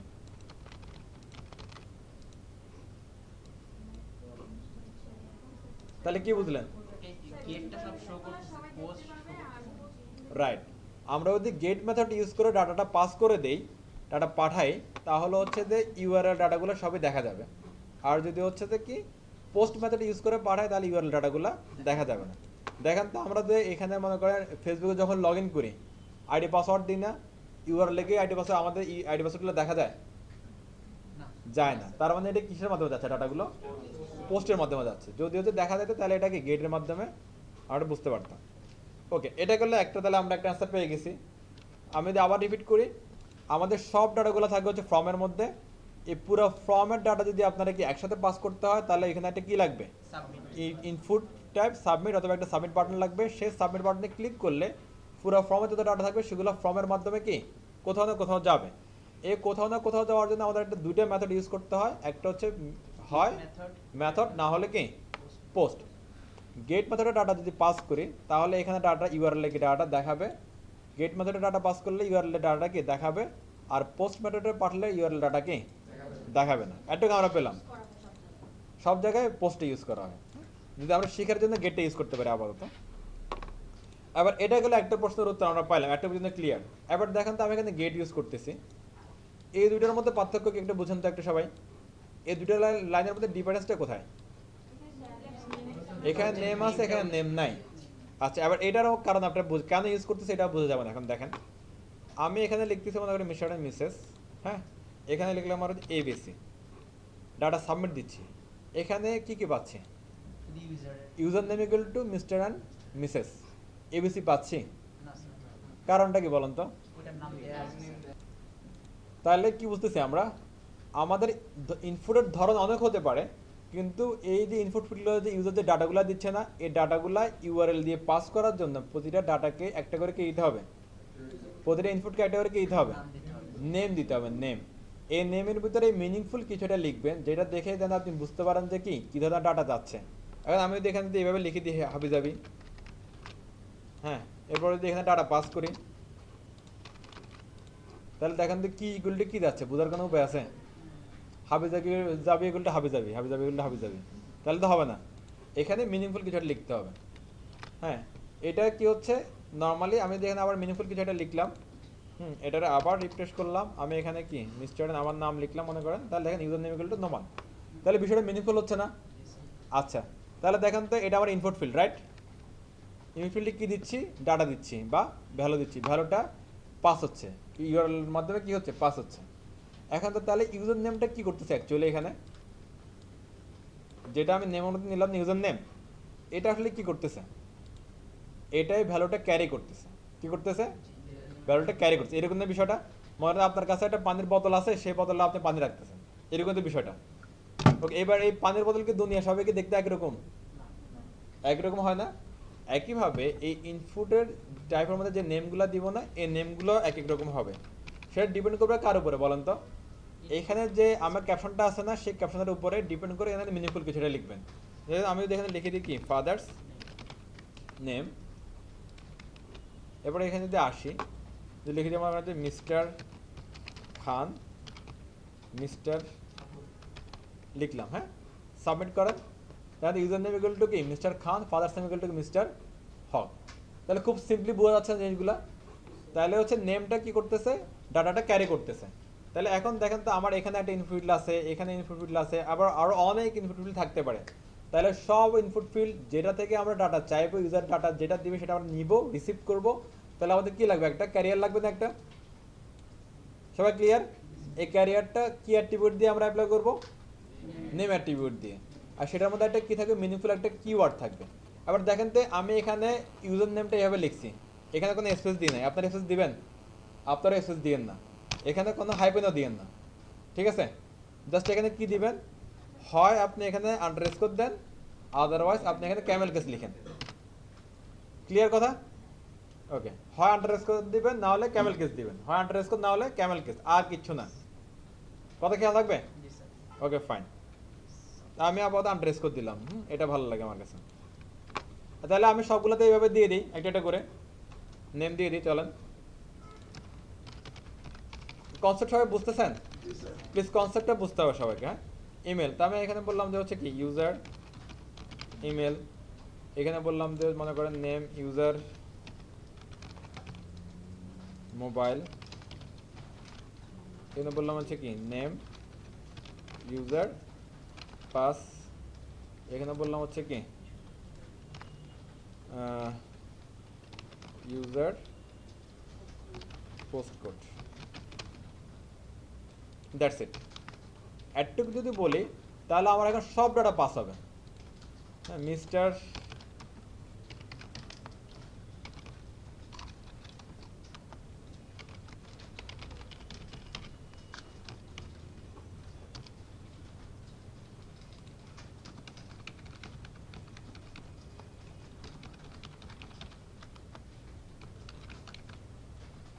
একটু এদিকে একটা মিনিট সবাই খেয়াল করেন তো একটু।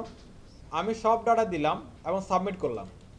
সাবমিট করার পর একটা ইউআরএল কি আসে দেখতেছে, user name equal to mister Khan, father name mister Haque, user name email equal to mister@gmail.com, এরপরে ইউজার মোবাইল ইকুয়াল টু এত, ইউজার পাসওয়ার্ড ইকুয়াল টু এত, user post code equal to এত। এখানে যেটা যদি আপনাদের তাকাতে বলছে একটু দেখেন, আমি এখানে যখন পাসওয়ার্ড লিখতেছিলাম তখন পাসওয়ার্ড কিন্তু দেখা যায় না, ডট ডট আসছিল। যখন আমরা ডাটা পাস করতেছি ইউআরএল দিয়ে গেট মেথডের মাধ্যমে তখন কিন্তু পাসওয়ার্ড দেখাচ্ছে, দেখা যায়।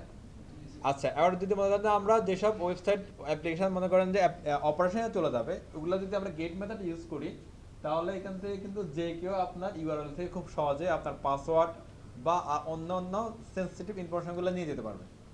সেটা হ্যাকার হওয়া লাগবে না, নর্মাল নিয়ে যেতে পারবে।